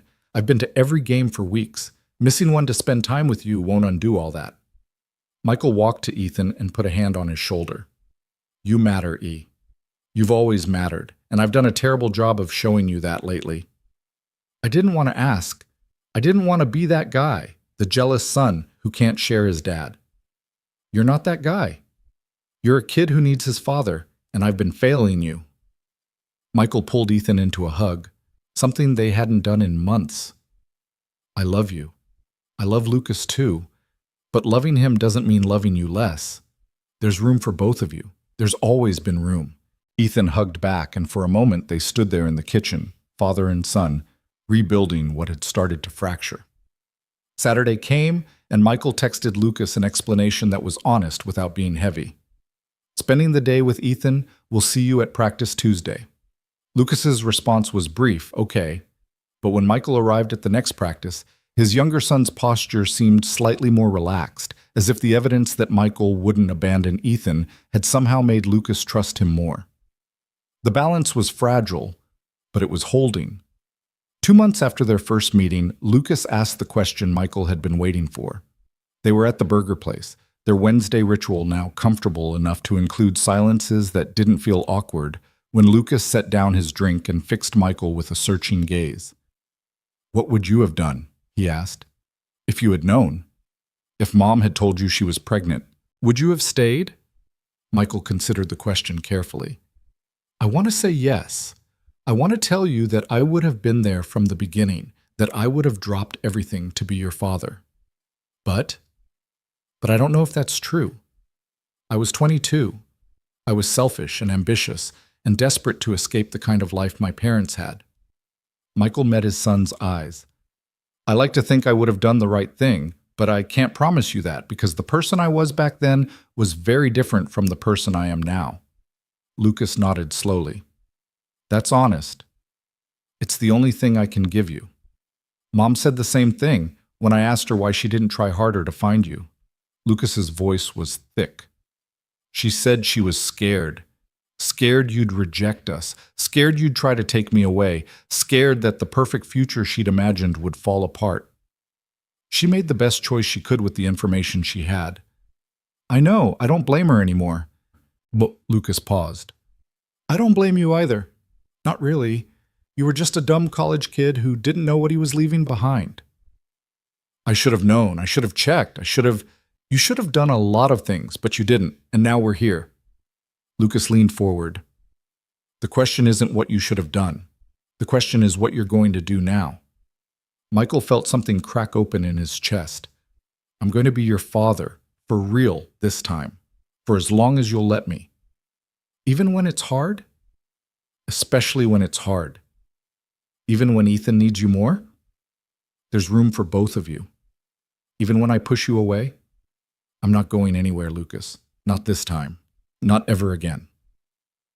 Lucas was quiet for a long moment. When he spoke, his voice was barely above a whisper. I used to dream about you sometimes, when I was little. I'd imagine what it would be like to have a dad. Someone who'd teach me to throw a football, help me with my homework, tell me I was proud of me. His eyes glistened. You missed all of that. You can't get it back. I know. But maybe... Lucas swallowed hard. Maybe we could build something new, something that's ours. Michael reached across the table and, for the first time, took his son's hand. I'd like that. I'd like that very much. Lucas didn't pull away. It wasn't forgiveness, not yet. It wasn't the relationship Michael had built with Ethan over 17 years of daily presence. But it was a beginning, and sometimes Michael was learning a beginning was enough. The days that followed felt different, like something fundamental had shifted in the air between them. Michael found himself replaying Lucas's words in quiet moments. Maybe we could build something new, and each time the phrase settled deeper into his chest, taking root. 3 months into their fragile new relationship, Rachel called with an invitation that surprised him. Lucas is having dinner at my place on Friday, she said. He asked if you wanted to come. Michael nearly dropped his phone. He asked? Don't sound so shocked. You've been showing up consistently for months. He's starting to believe you might actually stick around. Rachel paused. But Michael, this is different from burgers at a casual restaurant. This is my home, where Lucas grew up, where all his memories are. I understand. Do you? Because walking into that house means walking into 17 years of his life that you weren't part of. Photos on the walls, report cards on the refrigerator. All the evidence of a childhood you missed. Her voice softened. I'm not saying this to hurt you. I'm saying it because I need you to be prepared. I'll be prepared. 7 o'clock. I'll text you the address. Michael spent the rest of the week oscillating between anticipation and terror. He changed his outfit 3 times on Friday evening before settling on something that felt appropriately casual but respectful. He bought a bottle of wine for Rachel and spent 20 minutes in the store trying to decide if that was presumptuous, then bought flowers too, then left the flowers in the car because they seemed like too much. The house was a modest colonial in a quiet neighborhood, the kind of place where kids rode bikes on the sidewalk and neighbors knew each other's names. Michael parked on the street and sat for a moment, looking at the front porch with its hanging baskets and worn welcome mat. This was where Lucas had taken his first steps, where he'd learned to ride a bike. Where he'd cried over scraped knees and celebrated soccer victories and done homework at the kitchen table while his mother worked late to keep them afloat. All of it without Michael. He grabbed the wine, left the flowers, and walked to the front door. Rachel answered before he could knock, as if she'd been watching for him. She looked different than she had at their other meetings, more relaxed, her hair down, wearing jeans and a soft sweater instead of business attire. You came, she said. I said I would. I know, I'm just still getting used to you being a man who keeps his word. She stepped back to let him in. Lucas is in the kitchen. He insisted on cooking. He cooks? He does a lot of things you don't know about yet. Rachel led him through a living room that was exactly what he'd expected. Comfortable furniture, books everywhere, photos covering every available surface. He's nervous. Try not to notice. The kitchen was warm with the smell of garlic and something roasting, and Lucas stood at the stove with his back to the doorway, stirring something in a large pot. He turned when he heard their footsteps, and for a moment, his expression flickered with something that might have been vulnerability before settling into careful neutrality. You actually showed up, Lucas said. You actually invited me. Mom made me. But there was a hint of a smile at the corner of his mouth, the kind of tells that Michael was learning to read. What are you making? Chicken cacciatore. It's one of the few things I can cook without setting off the smoke alarm. Lucas gestured to a cutting board. You can help if you want. The peppers need slicing. Michael set down the wine and moved to the cutting board, rolling up his sleeves. I should warn you, my cooking skills are limited to grilled cheese and scrambled eggs. Then you can practice on the peppers. They're pretty forgiving. They worked side by side in companionable silence while Rachel set the table, and Michael felt something loosen in his chest. This was normal. This was what families did, cooking together, sharing space, existing in each other's orbits without the weight of formal conversations. Dinner was better than Michael expected, both the food and the company. Lucas relaxed incrementally as the evening progressed, his guard lowering as the conversation flowed. They talked about school and sports and the robotics competition that was now just 6 weeks away. Rachel shared stories about Lucas as a child, the time he'd tried to build a robot out of kitchen appliances, the science fair project that had nearly electrocuted the judge. And Lucas groaned with embarrassment while secretly seeming pleased. After dinner, while Rachel loaded the dishwasher, Lucas led Michael to the living room and stopped in front of a wall of photographs. Mom's shrine to my existence, Lucas said dryly. She documents everything. Michael studied the photos with hungry eyes. Lucas as a baby, gap-toothed and grinning. Lucas in a tiny soccer uniform, holding a ball almost as big as his head. Lucas at various ages, growing and changing, becoming the young man who stood beside him now. You were a cute kid, Michael said. I know, I peaked early. Lucas pointed to a photo of himself at about 10 years old, standing proudly beside a lopsided science project. Third grade science fair. I built a model of the solar system, but I got the scale wrong, so Jupiter was smaller than Earth. The judges were very concerned about my grasp of basic astronomy.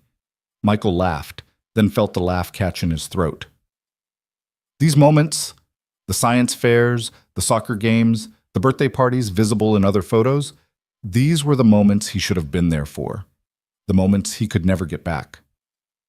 I'm sorry, he said quietly. Lucas looked at him. For what? For missing all of this, for not being here. You didn't know. I should have. I should have checked. I should have been the kind of man who didn't leave without looking back. Michael turned to face his son. You deserve better than a father who forgot you existed. Lucas was quiet for a long moment. Yeah, I did. He paused. But I also deserved a father who would drive across town to watch me practice 3 times a week. A father who would miss his other son's activities to have burgers with me. A father who would show up to a dinner he was terrified of attending just because I asked. Lucas, I'm not saying it erases the past. Nothing erases 17 years of wondering why my father didn't want me. Lucas's voice was thick. But the past is done. It's over. And you're here now, trying to be something you should have been all along. That means something. Rachel appeared in the doorway, and Michael saw her eyes were bright with unshed tears. She'd been listening. I think, she said carefully, that might be the closest thing to forgiveness you're going to get for a while. It's enough, Michael said. It's more than I deserve. Lucas shifted uncomfortably, as if the emotional weight of the moment was too heavy. I should show you my room, where all the nerd stuff lives. I'd like that. Lucas's room was exactly what Michael would have expected from his own teenage self, organized chaos, with books and tech equipment covering every surface. A Penn State pennant hung on one wall, next to a poster of some rocket launch Michael didn't recognize. You really want to go to Penn State? Michael asked, gesturing to the pennant. Yeah, their engineering program is excellent, and Lucas stopped, something shifting in his expression. I didn't know you went there. Not until Mom told me, after she found you. I'd already been planning to apply for years. That's a coincidence. Is it? Lucas sat on the edge of his bed. Or is it genetics? Some predetermined path that I was always going to follow, even without knowing you existed? I don't know. Maybe it's both.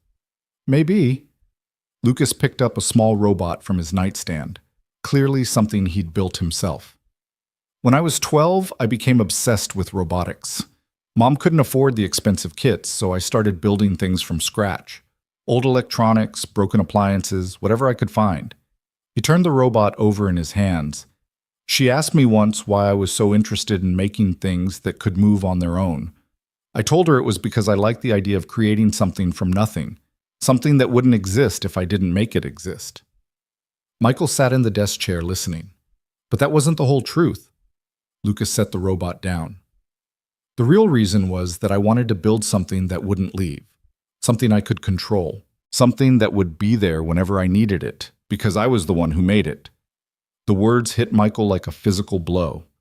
Lucas, I'm not saying this to make you feel guilty. I'm saying it because you asked to know me, and this is who I am. Someone who builds things because people leave. Someone who creates control because he never had any. Lucas met Michael's eyes. You wanted honesty. That's honest. Thank you for telling me. Don't thank me. Just don't prove me right. I won't. Everyone says that. I know. And I know you have no reason to believe me.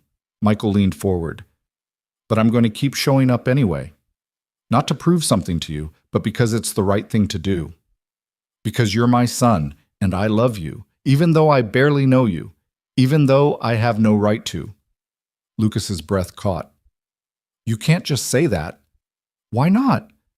Because, his voice cracked, because I've spent my whole life imagining what it would feel like to hear those words, and now that you've said them, I don't know what to do with them. You don't have to do anything. You don't have to say it back. You don't have to feel it. Michael stood slowly, moving to sit beside Lucas on the bed. I just needed you to know. Whatever happens from here, whatever you decide about me, I needed you to know that you are loved, that you were always worthy of being loved, that my absence was never about your worth. It was about my failure. Lucas was crying now, silent tears tracking down his face. He didn't wipe them away. I wanted to hate you, he whispered. When Mom first told me who you were, I wanted to hate you so much. It would have been easier. Do you hate me? No. The word came out broken. I wanted to, but I can't. Michael put his arm around his son, carefully, giving Lucas room to pull away. And when Lucas didn't pull away, when he actually leaned into the embrace, something that had been broken for 17 years finally began to heal. They stayed like that for a long time, father and son, bridging the gap that should never have existed. When Michael left that night, Rachel walked him to his car. He doesn't let people see him cry, she said quietly.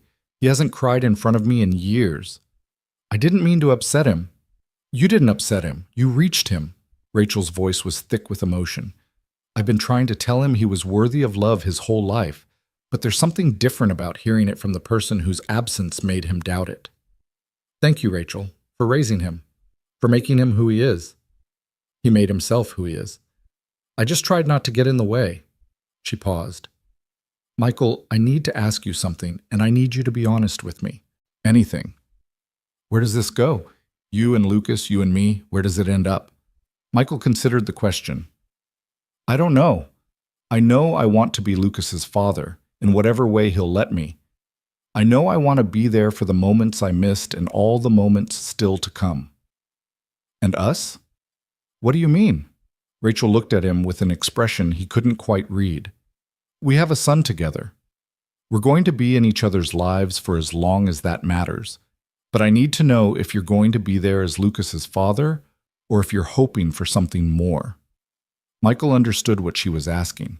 The possibility of a rekindled relationship, of making the family whole in every sense. Right now, I just want to be Lucas's father, he said honestly. Everything else feels too complicated, too weighted with history.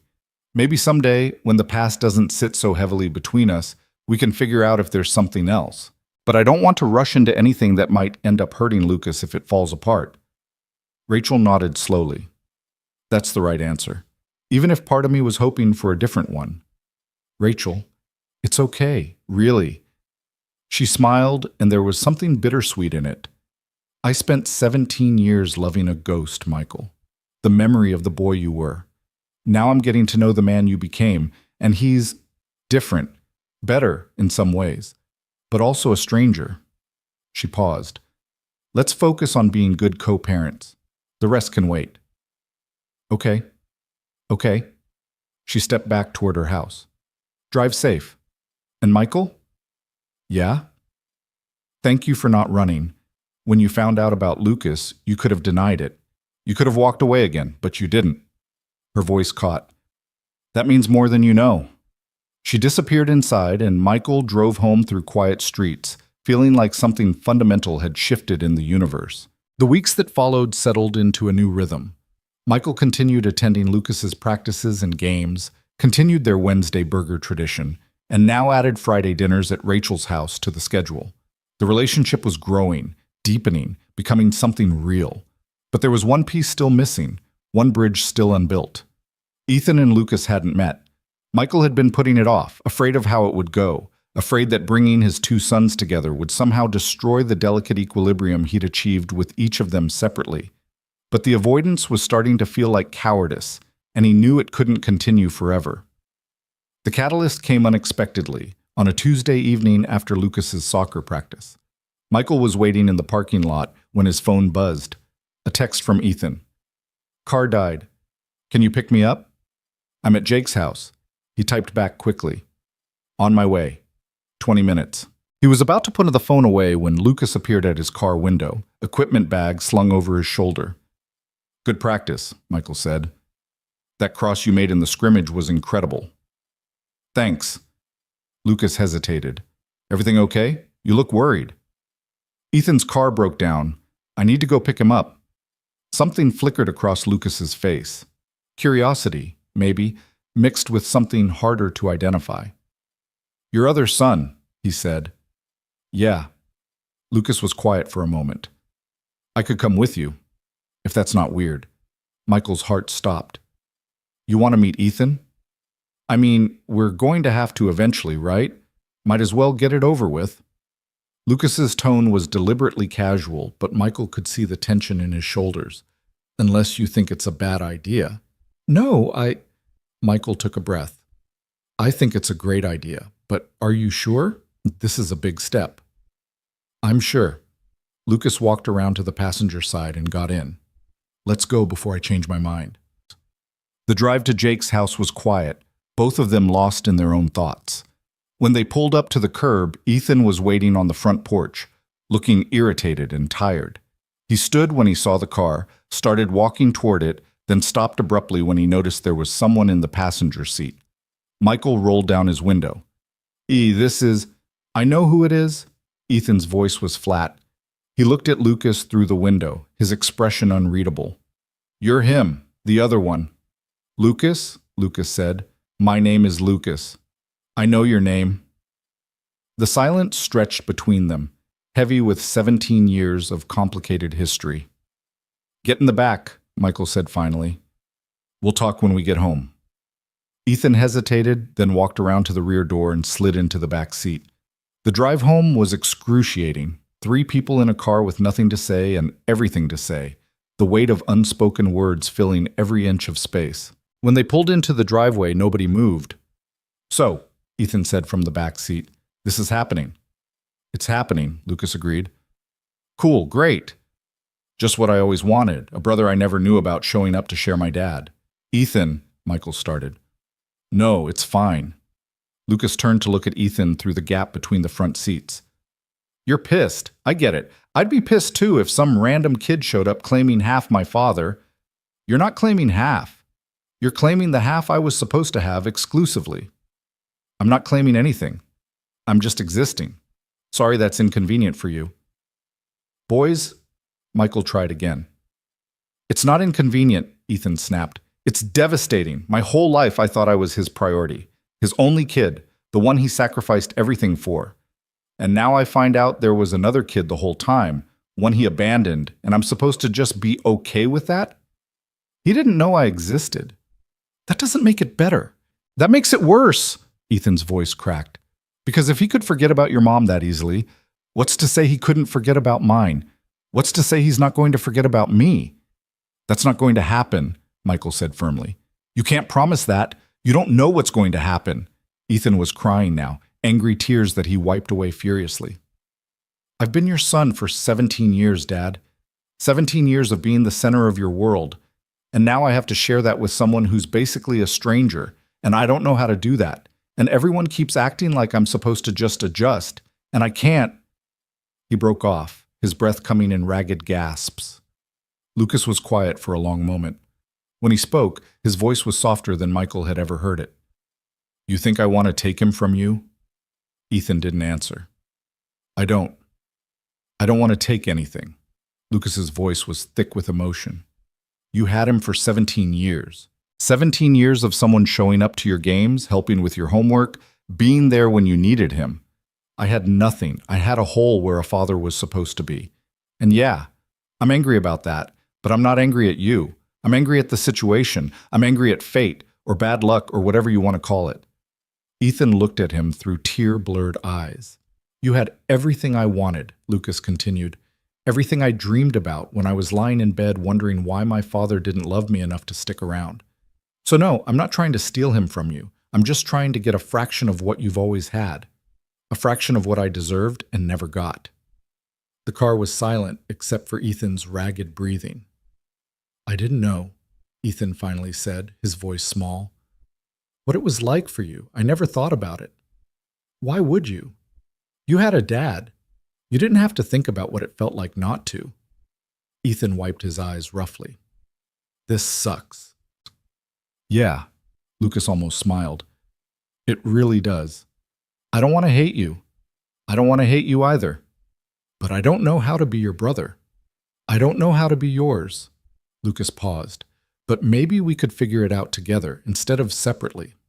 Ethan was quiet for a long moment. Then slowly he nodded. "Okay," he said. "We can try." Michael let out a breath he hadn't realized he'd been holding. "Let's go inside. All of us. And talk like an actual family." They walked into the house together. Michael in front, his two sons behind him, the geometry of their family reshaping itself with every step. The conversation that followed was long and difficult and necessary. Ethan asked questions about Lucas's life, about what it was like growing up without a father, about the specific shape of the absence Michael had left behind. Lucas answered honestly without softening the edges, and Ethan listened with an expression that shifted gradually from defensiveness to something approaching understanding. Lucas asked questions too, about Ethan's relationship with their father, about the divorce, about what it felt like to have Michael's full attention for 17 years. Ethan answered with equal honesty, admitting the things he'd taken for granted, the assumptions he'd made about being enough. Somewhere around midnight, they ordered pizza and kept talking. Somewhere around 2 in the morning, they discovered they both hated pineapple on pizza, both loved the same obscure science fiction series, and both had a complicated relationship with their father that they were only beginning to understand. When Lucas finally left to go home, Rachel had been texting increasingly worried messages. Ethan walked him to the door. "This was weird," Ethan said. "Extremely weird. But maybe not bad weird." Lucas considered. "Maybe not bad weird, maybe just different weird. We should do it again sometime, when Dad's not hovering like a nervous helicopter." "I heard that," Michael called from the kitchen. "Good," both boys said simultaneously, then looked at each other in surprise. "Okay, that was creepy," Ethan said. "Agreed." But Lucas was smiling. "I'll text you, if that's okay." "Yeah." Ethan pulled out his phone. "Give me your number." They exchanged numbers in the doorway, brothers who had been strangers, strangers who were becoming brothers. And Michael watched from the kitchen with tears in his eyes that he didn't bother to hide. When Lucas was gone, Ethan came back inside and stood in front of his father. "That wasn't as bad as I thought it would be," he admitted. "No?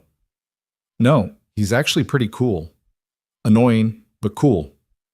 I think he'd say the same about you." Ethan was quiet for a moment.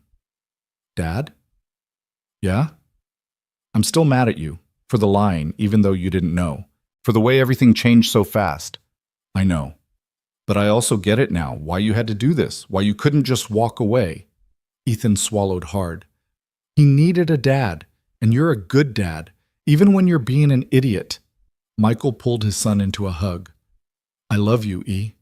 I love you too, Dad, even when you're ruining my life with surprise siblings." Michael laughed through his tears, and Ethan laughed too, and somewhere in that moment, the family Michael had never expected to have started to feel like it might actually work. The weeks that followed were a careful reconstruction. Lucas started coming to the house for dinners. Awkward at first, but gradually more comfortable. Ethan and Lucas texted constantly, their relationship evolving from wary strangers to something approaching genuine friendship. They argued about music and debated the merits of different engineering disciplines, and occasionally joined forces to tease their father about his age, his taste in movies, his inability to understand social media. It wasn't perfect.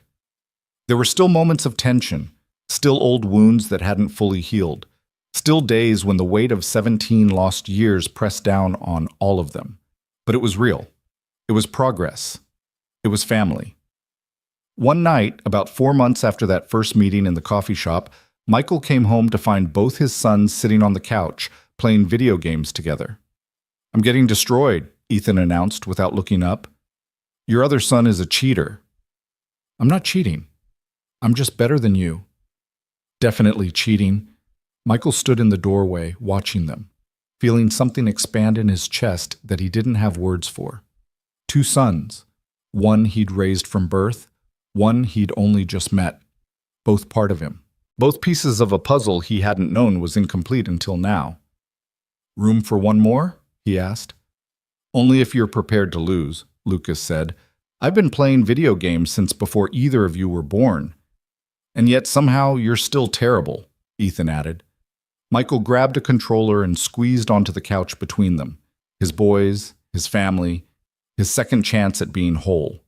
He was still learning how to navigate this new reality, still figuring out how to be a father to both of them without shortchanging either.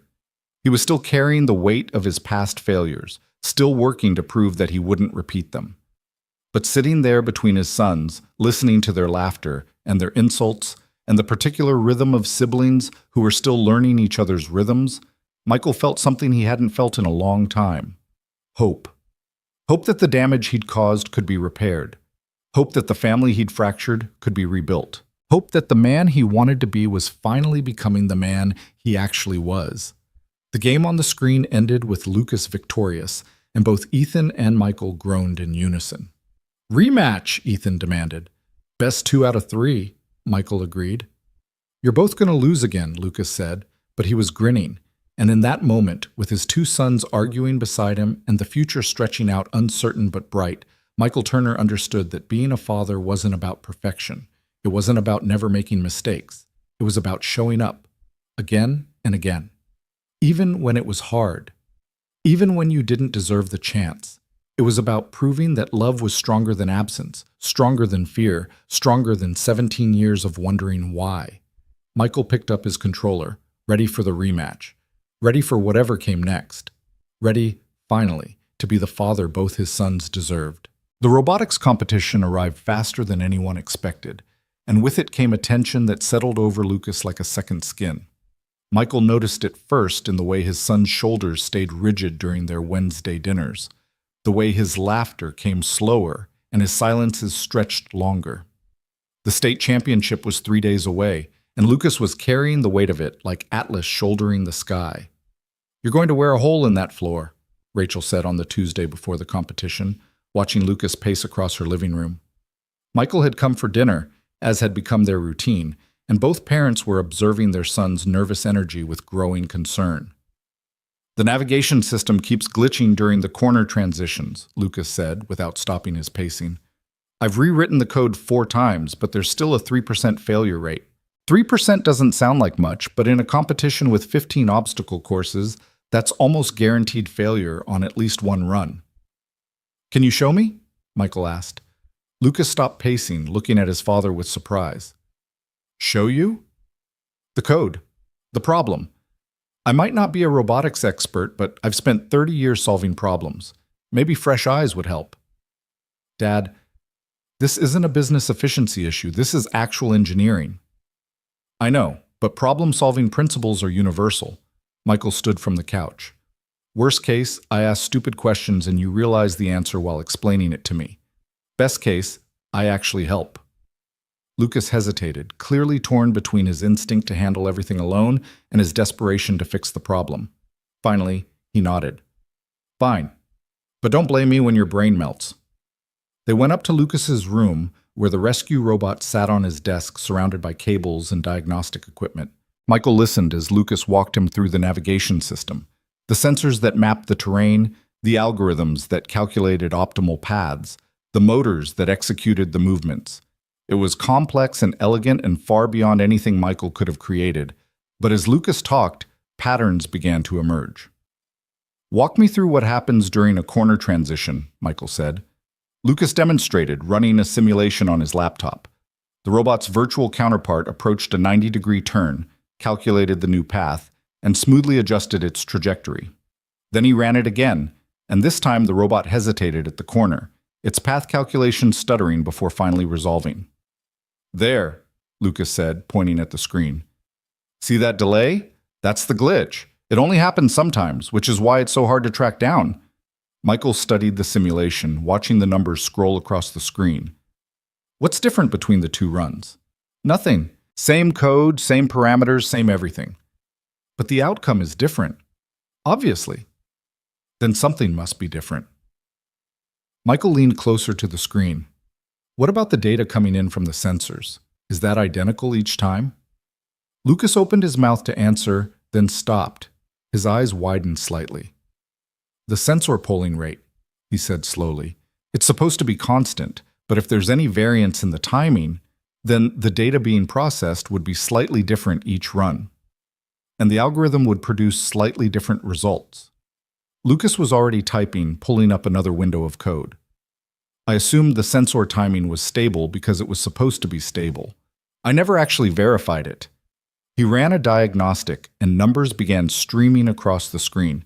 Michael couldn't interpret them, but Lucas's expression shifted from concentration to realization to something approaching triumph. "There's a 10-millisecond variance in the polling rate.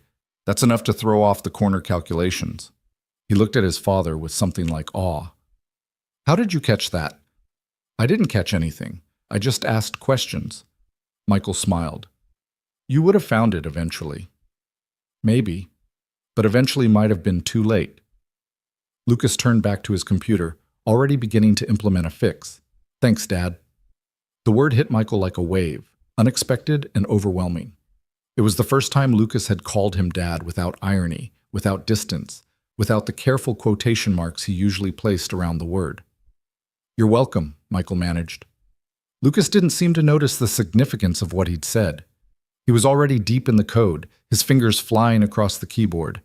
But Michael noticed. Michael would remember this moment for the rest of his life. He stayed for another hour, watching Lucas work, occasionally asking questions that helped clarify the problem without actually knowing enough to solve it. When the fix was finally implemented and tested, 100 runs without a single glitch, Lucas leaned back in his chair with exhausted satisfaction.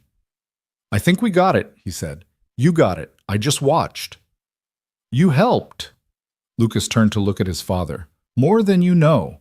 Michael put a hand on his son's shoulder. "Get some sleep. You've got a championship to win."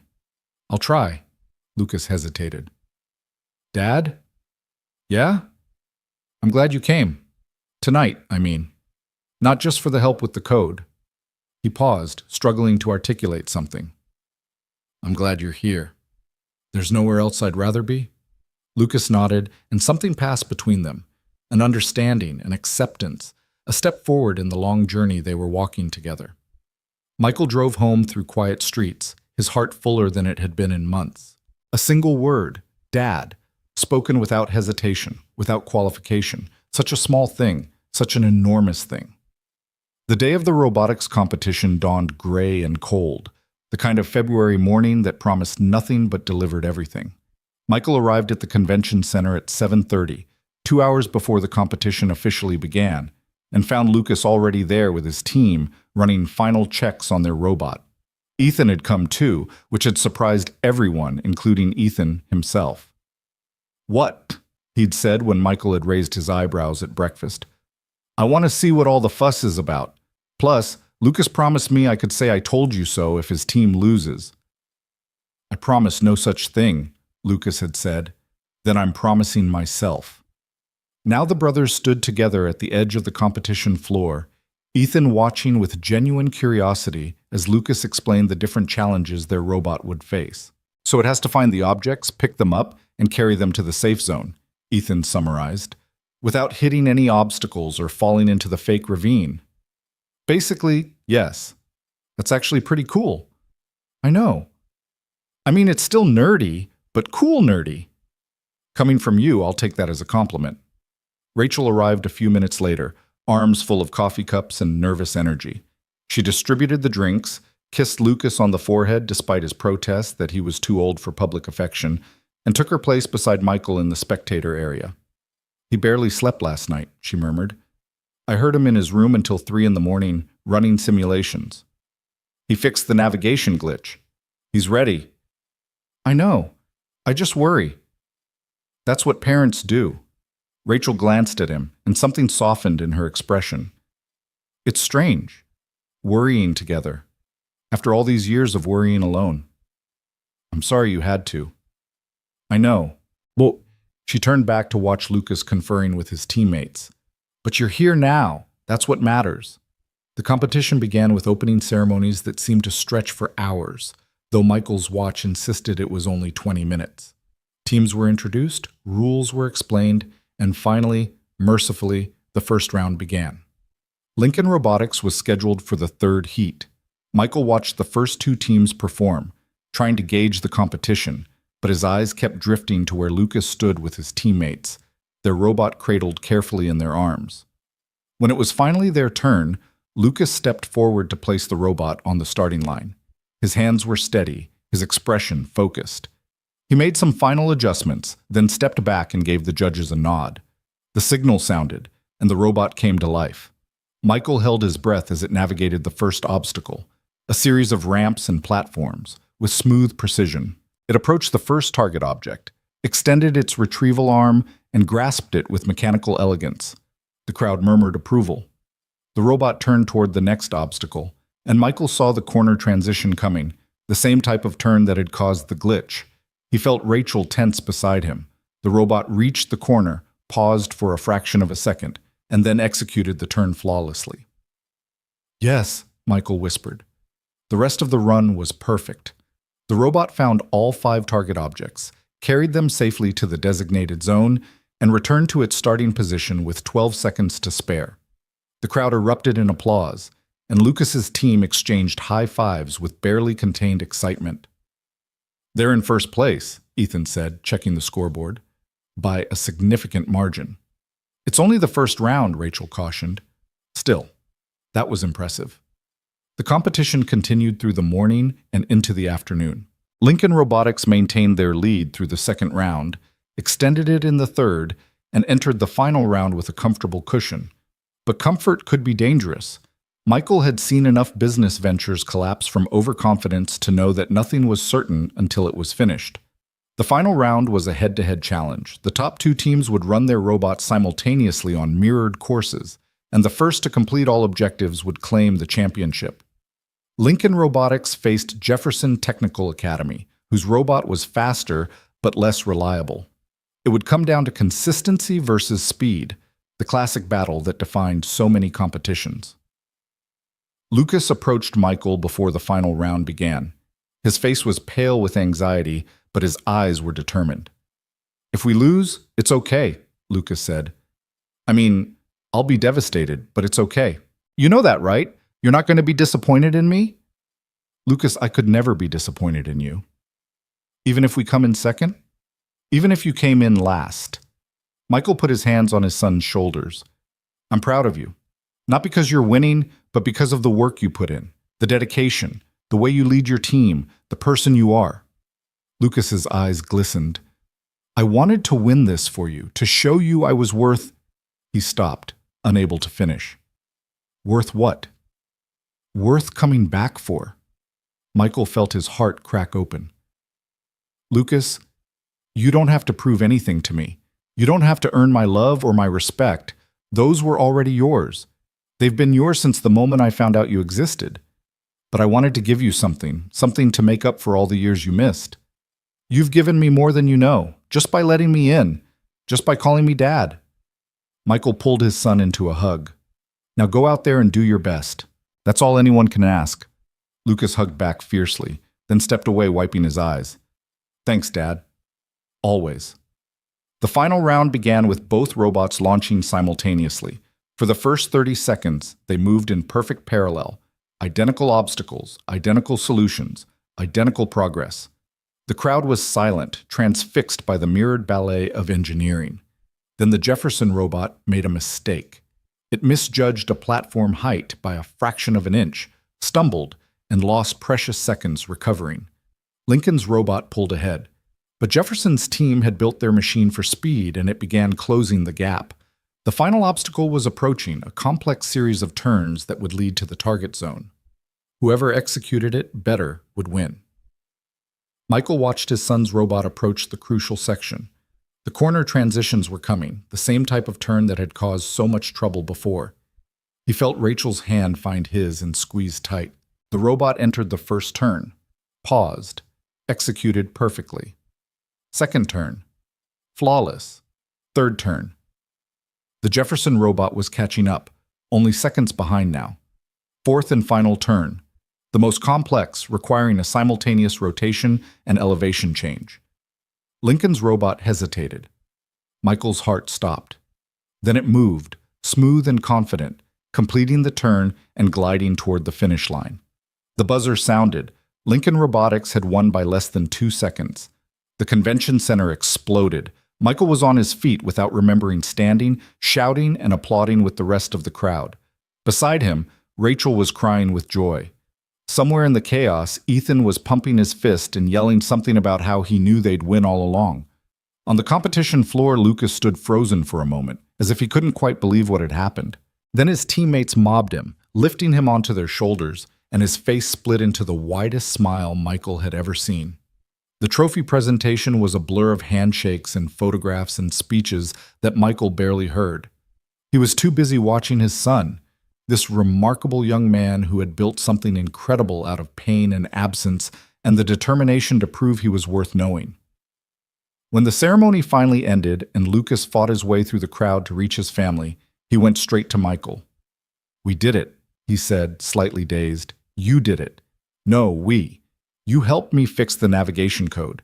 If you hadn't asked those questions, Lucas." Michael took his son's face in his hands.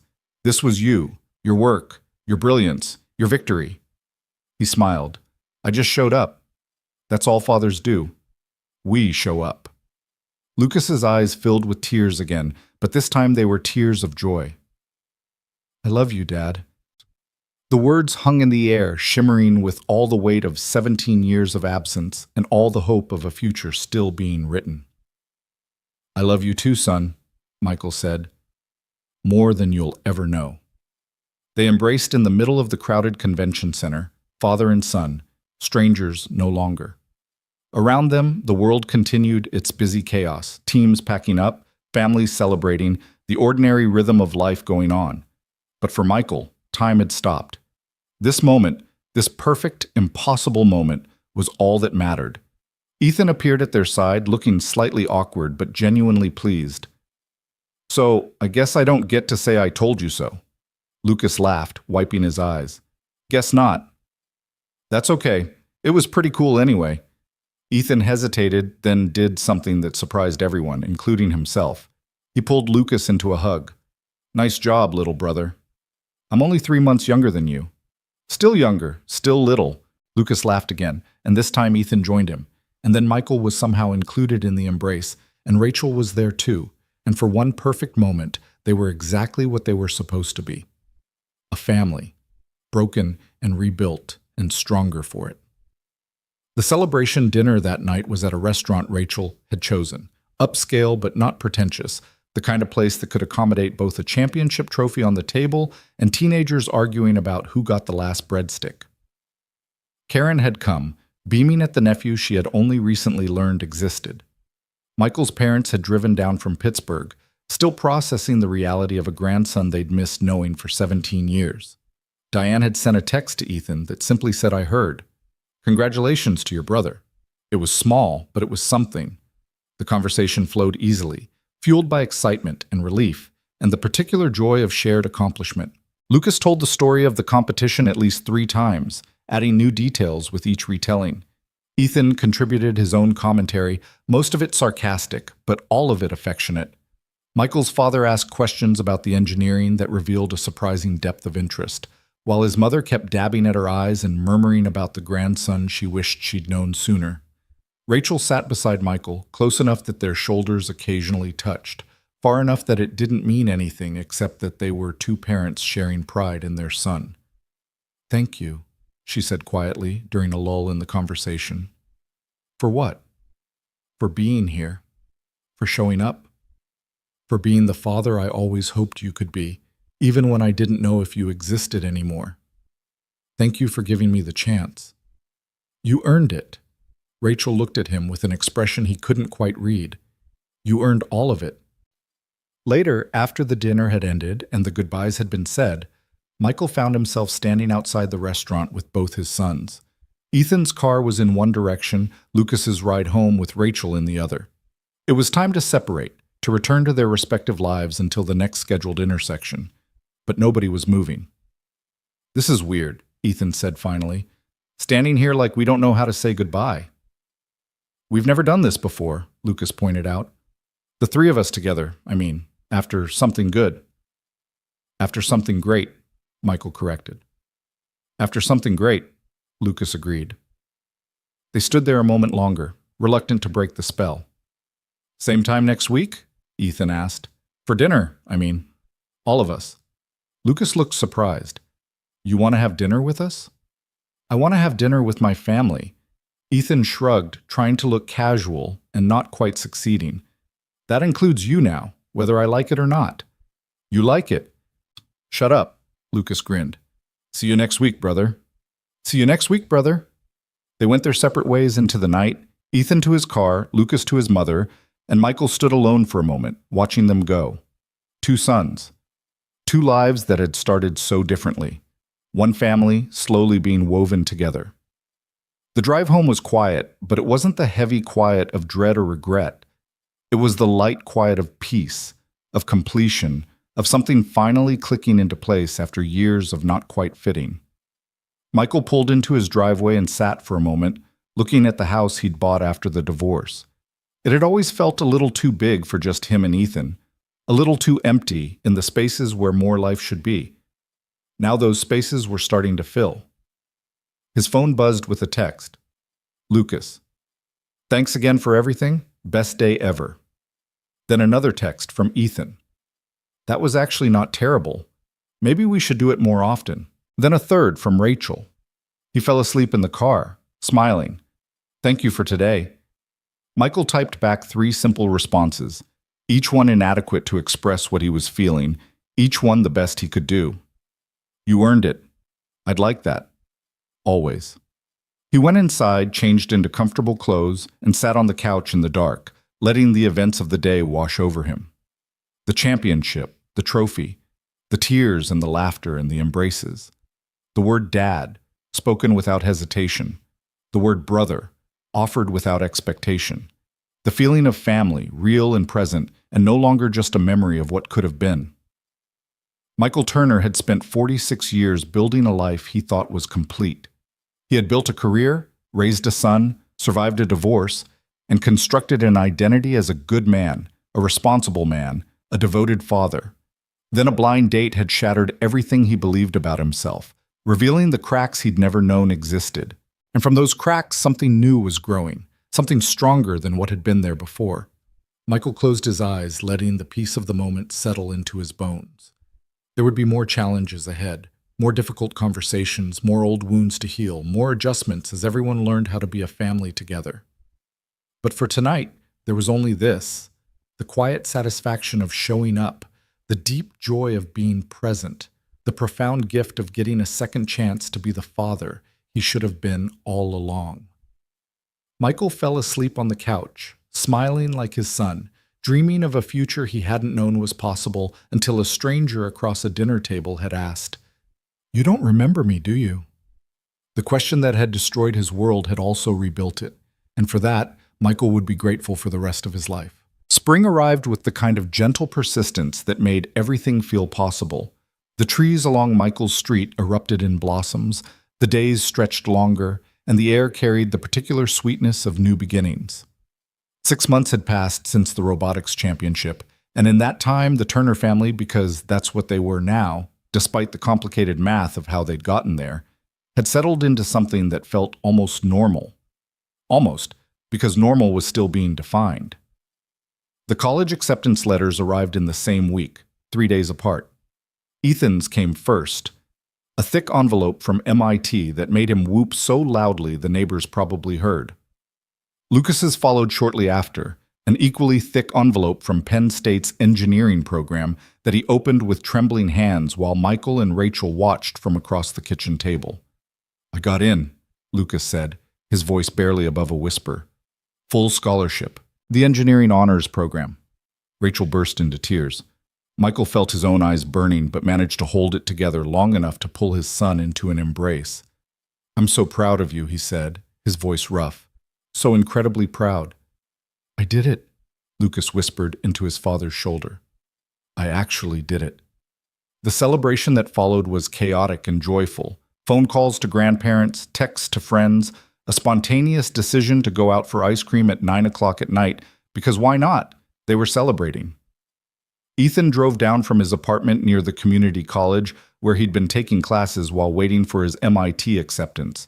And for a few hours, the four of them, Michael, Rachel, and their 2 sons, occupied a corner booth at a late-night diner, eating sundaes and talking about futures that suddenly felt very real. "MIT and Penn State," Ethan said, shaking his head. "We're going to be the most overachieving brothers in the history of overachieving brothers." "Technically, you're half-brothers," Rachel pointed out. "Technically, nobody cares," Lucas countered. "Brothers is brothers." "Brothers is brothers," Ethan agreed, raising his spoon in a mock toast. Michael watched them from across the booth, marveling at how far they'd come. A year ago, these two didn't know each other existed. Now they finished each other's sentences, argued about everything from music to movies, and had developed an entire language of inside jokes that Michael couldn't follow but loved hearing anyway. "You're doing that thing again," Rachel murmured beside him. "What thing?" "The thing where you look at them like you can't believe they're real."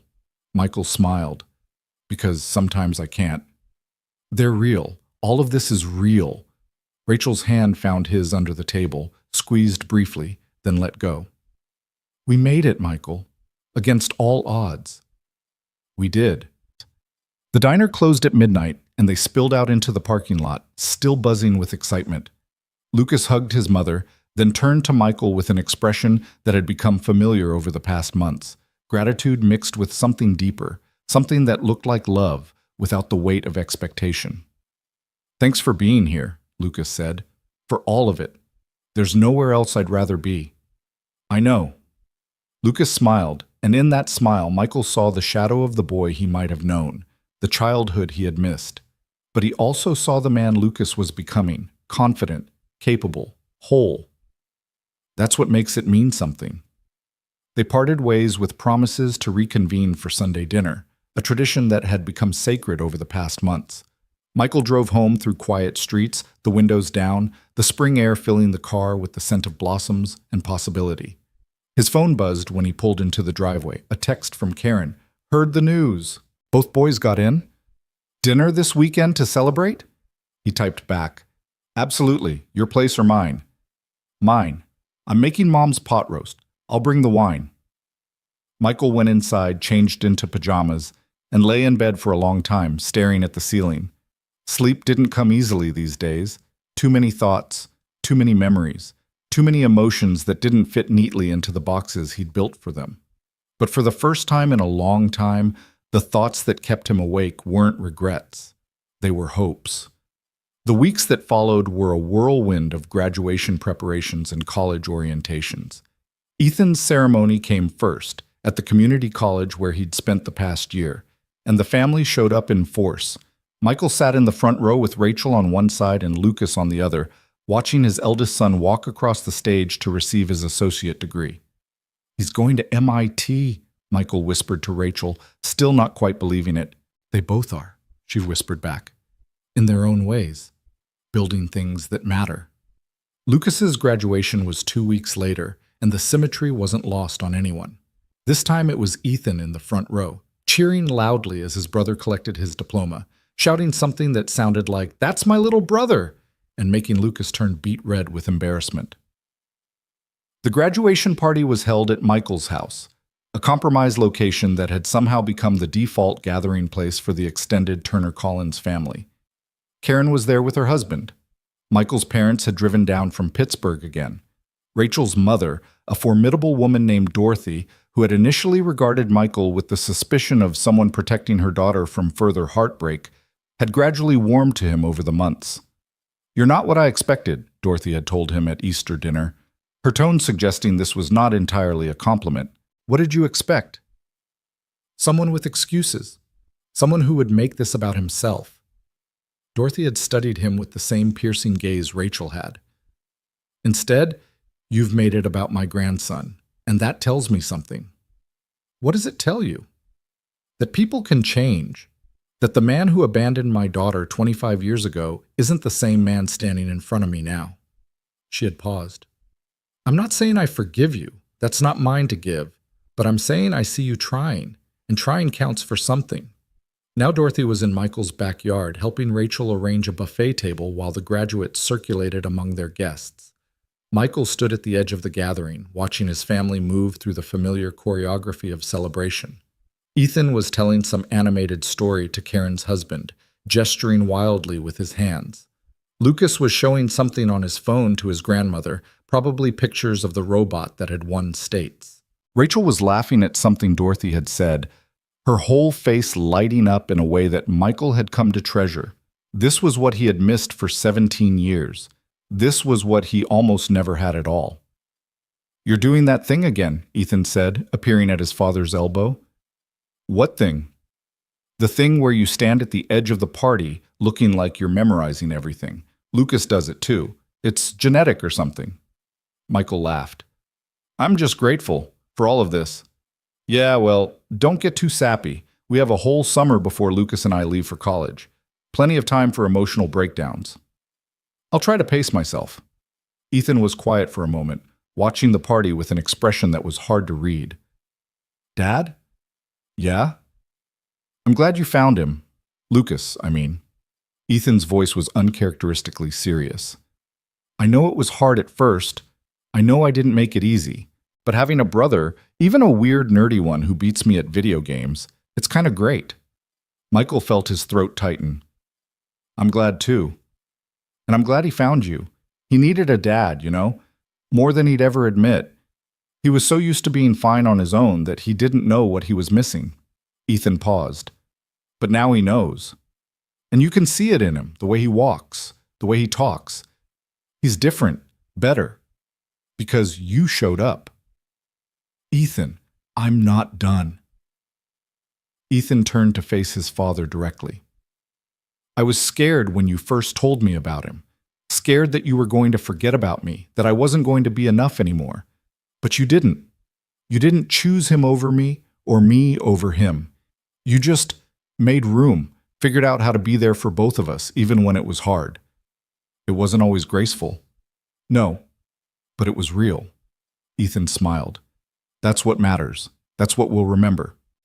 He walked away to rejoin the party, leaving Michael standing alone with tears he didn't bother to hide. Summer unfolded like a gift, each day precious and fleeting. Michael reduced his work hours to almost nothing, delegating responsibilities and turning down new clients. His colleagues thought he was preparing for retirement. In a way, he was, retiring from the version of himself that had prioritized career over presence, achievement over relationship. The family spent the summer collecting experiences like treasures.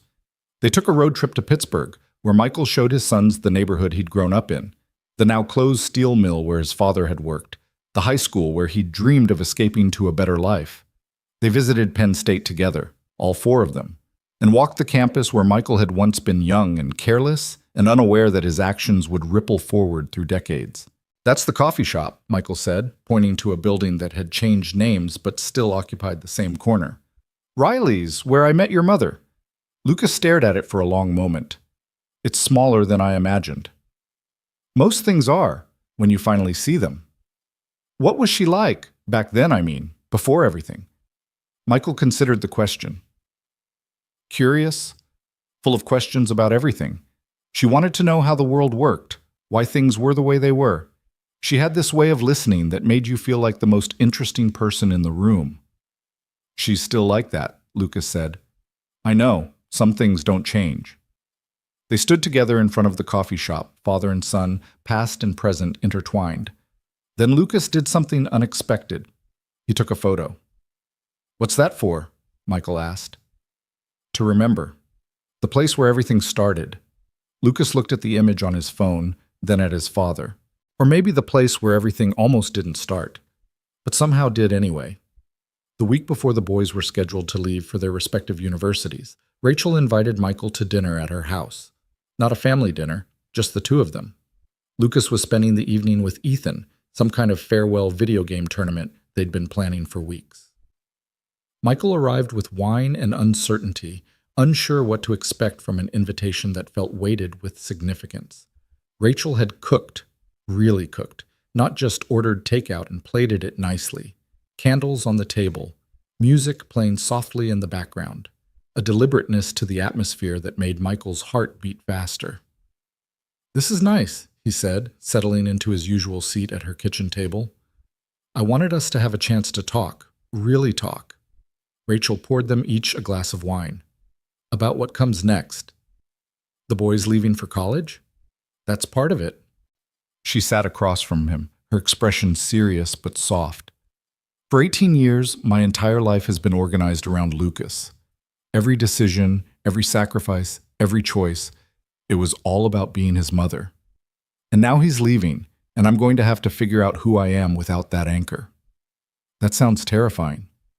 It is, but also exciting. Rachel took a sip of her wine. For the first time in almost 2 decades, I get to think about what I want, what I need, what might make me happy. Michael felt the conversation shifting toward something significant. What do you want? Rachel was quiet for a long moment. When I first found you again, I told myself I was doing it for Lucas. And that was true. He needed a father, and you were the only one who could give him that. But there was another reason, one I didn't let myself admit. What was that? I wanted to know if the boy I fell in love with 25 years ago had become someone worth loving. The words hung in the air between them, delicate and dangerous. And? Michael asked quietly. And you're not that boy. That boy was careless and self-absorbed and incapable of seeing beyond his own ambitions. Rachel met his eyes. But the man you became, the father you've been to both our sons, he's someone different. Someone I didn't expect. Rachel, Let me finish. She held up her hand. A year ago, I told you to focus on being a good co-parent, that the rest could wait. And it was the right thing to say. We both needed time to figure out what we were doing, what we could be to each other beyond Lucas's parents. And now? Now I'm wondering if maybe there's something more. Something we never got the chance to explore because life got in the way. Rachel's voice trembled slightly. I'm not asking for promises. I'm not asking you to declare your undying love. I'm just asking if you've thought about it, about us. Michael set down his wine glass, his heart pounding. Of course he'd thought about it. He'd thought about it every time their hands brushed accidentally, every time she laughed at something he said, every time he watched her with Lucas and felt something deeper than gratitude. I've thought about it, he admitted. More than I should have. More than I let myself admit.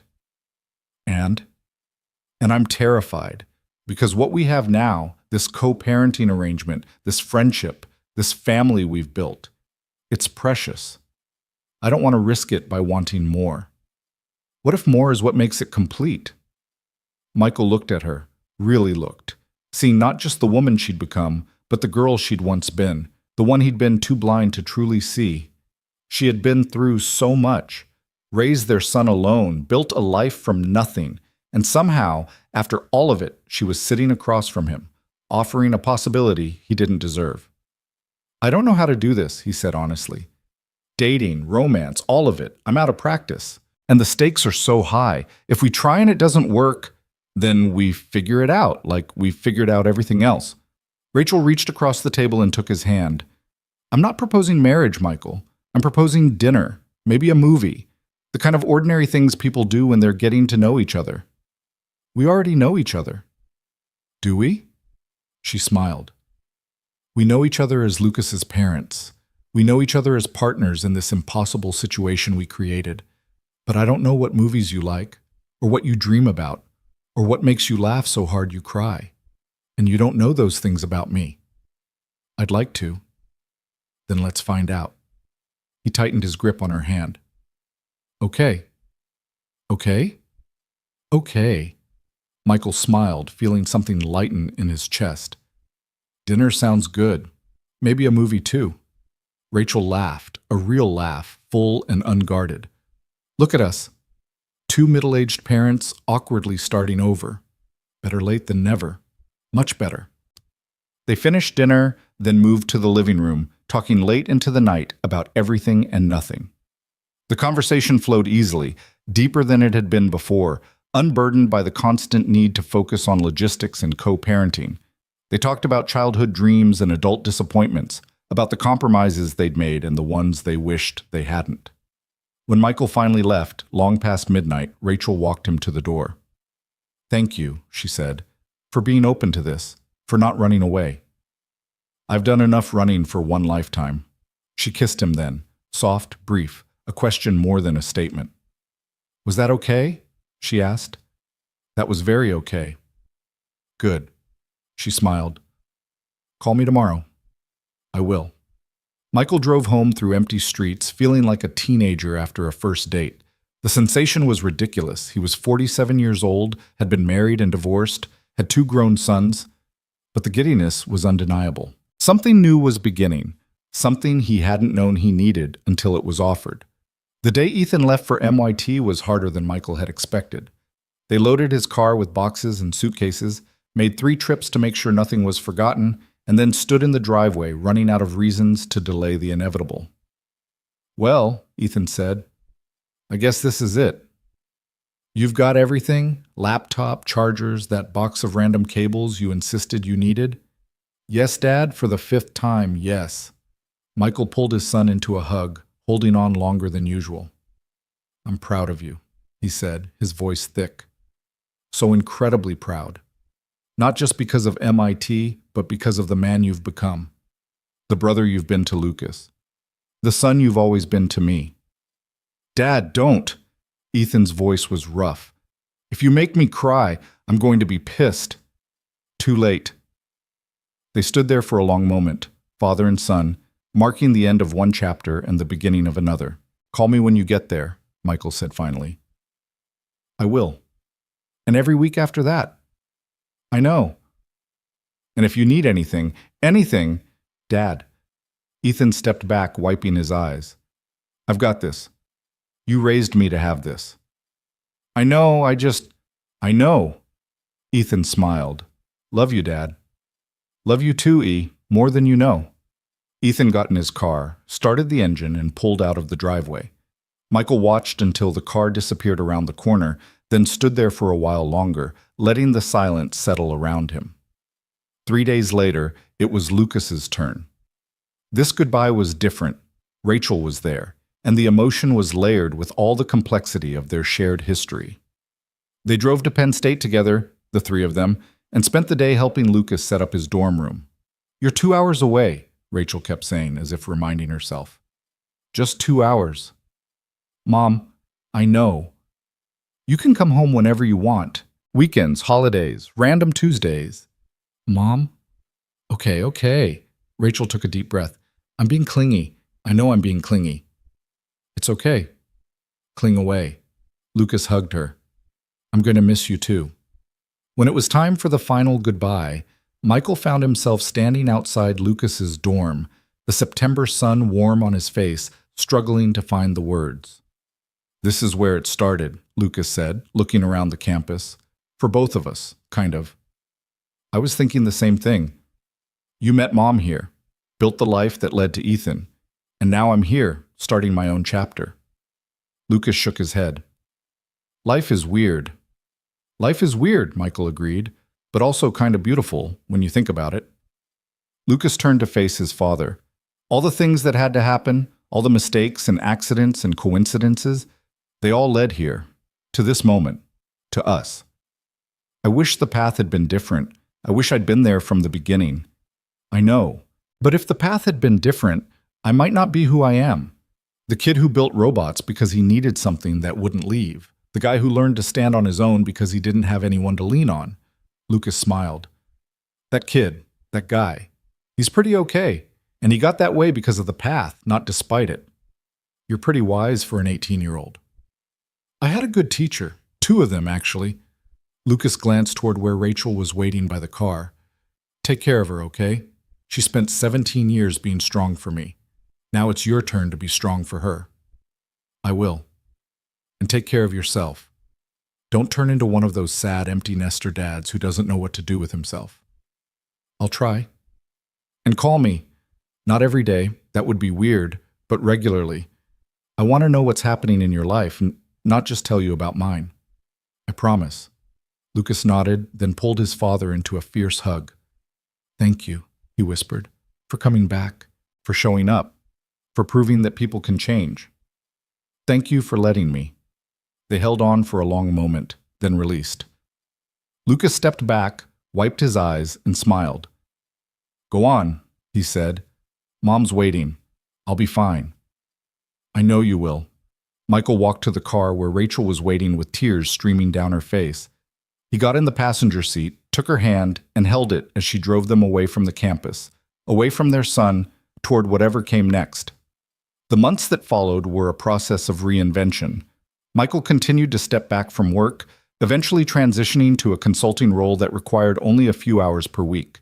Rachel did the same with her business, hiring a COO to handle the daily operations so she could focus on the bigger picture. They dated like they were in their 20s, awkwardly at first, then with growing ease. Movies and dinners and long walks through the city. Weekend trips to places neither of them had been. Hours of conversation that uncovered layers they hadn't known existed. Tell me something I don't know about you, Rachel said one night, lying beside him in her bed, the room dark except for the light filtering through the curtains. I'm afraid of heights, Michael admitted. Ironic, given that Ethan wants to build rockets. That's not what I meant. What did you mean? Something real. Something that matters. Michael was quiet for a moment, considering. I spent most of my life trying to prove I was better than where I came from, he said finally. My dad worked in a steel mill until it closed, then spent the rest of his career as a security guard. My mom worked double shifts just to keep us afloat. I was terrified of ending up like them, stuck, limited, defined by circumstances I couldn't control. So you controlled everything. I tried to, built a career, made money, created a life that was as far from my childhood as possible. Michael paused. But somewhere along the way, I forgot that control isn't the same as happiness, that success isn't the same as fulfillment. When did you realize that? When I found out about Lucas, when I saw everything I'd missed while I was so busy being successful. His voice thickened. I had everything I thought I wanted, and I'd missed the thing that actually mattered. Rachel was silent for a long moment. I spent 17 years being angry at you, hating you even, the careless boy who ruined my life. I deserved it. Maybe, but here's the thing. You didn't ruin my life. You made it harder, yes. You left me alone when I needed help, but I built something beautiful out of that hardship. Lucas, my career, the person I became. None of that would exist if things had been different. Rachel, I'm not saying it was okay. What you did, or didn't do, it wasn't okay. But holding on to the anger doesn't serve me anymore. It just keeps me stuck in the past. She turned to face him. I want to move forward. With you. Into whatever comes next. I want that too. Then let's stop apologizing for who we were and start being who we are. Michael kissed her, and in that kiss was everything. Forgiveness and hope, and the particular sweetness of second chances. The following spring, almost exactly 2 years after the blind date that had upended everything, Michael stood in his backyard watching a scene he had once thought impossible.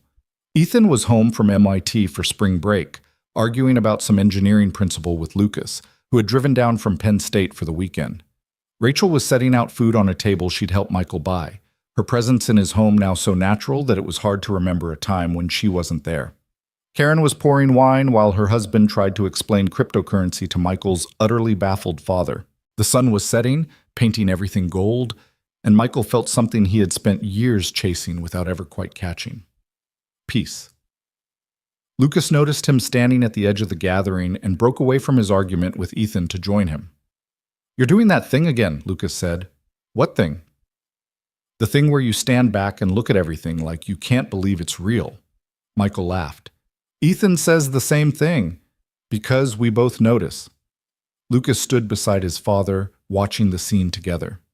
"Is this what you imagined when you first found out about me?" "No. I imagined chaos, conflict, a lot of pain, and very little resolution." "And instead?" "And instead this." Michael gestured at the gathering. Family, real family, messy and complicated and imperfect, but real. "Was it worth it? All the hard parts, the fights and the tears and the times when you probably wanted to give up?" Michael looked at his son, this remarkable young man who had grown up without him, but had somehow made room for him anyway. "Every second," he said. "Every single second." Lucas smiled, and in that smile, Michael saw forgiveness and love and the future they were building together. "Come on," Lucas said. "Mom's about to make a toast, and you know how she gets when people aren't paying attention." They walked back to join the others, taking their places in the circle that had formed around the table.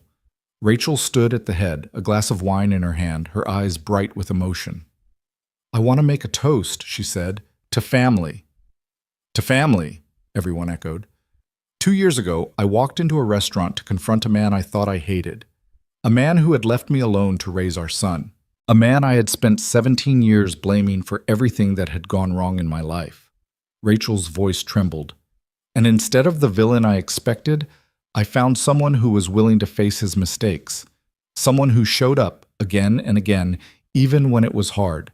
Someone who proved that the measure of a person isn't what they did in their past, but what they choose to do when given a second chance. She turned to look at Michael, her eyes glistening. "Michael Turner, you are not the boy I fell in love with 25 years ago. You're something better. You're the man who earned my respect, my trust, and eventually, my heart." She raised her glass. "To second chances. To family. To the future we're building together." "To second chances," everyone repeated. Michael felt Ethan's hand on one shoulder and Lucas's on the other. His 2 sons standing beside him, unified by choice rather than divided by circumstance. This was what he had been searching for his entire life. Not success, not control, not the escape from his past that he had pursued so relentlessly. Just this family, this love, this moment.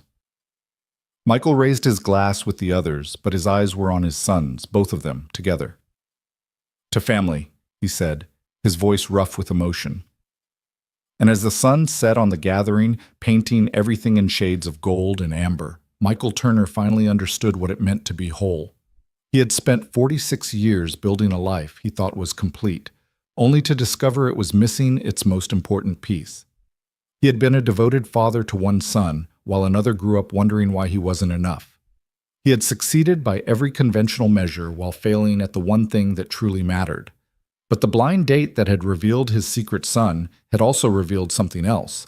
The truth that it's never too late to become the person you should have been. The truth that showing up, again and again, is the only thing that really counts. The truth that family isn't defined by blood or biology, but by the daily choice to love someone, even when it's hard. Especially when it's hard. Michael looked around the table at the people who had become his family, Karen and her husband, his aging parents, Rachel, who had somehow found it in her heart to love him again, and his 2 sons, the living proof that redemption was possible. Ethan caught his eye and grinned. Lucas raised an eyebrow and nodded slightly. Rachel reached over and squeezed his hand. This was it. This was everything. The single dad who had thought he knew what sacrifice meant had learned that true sacrifice isn't about what you give up. It's about what you show up for. And Michael Turner had finally, after all these years, learned how to show up.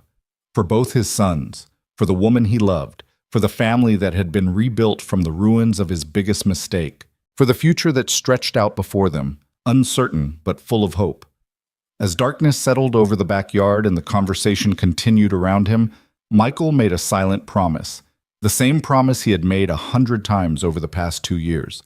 The same promise he would keep making for the rest of his life. He would never walk away again.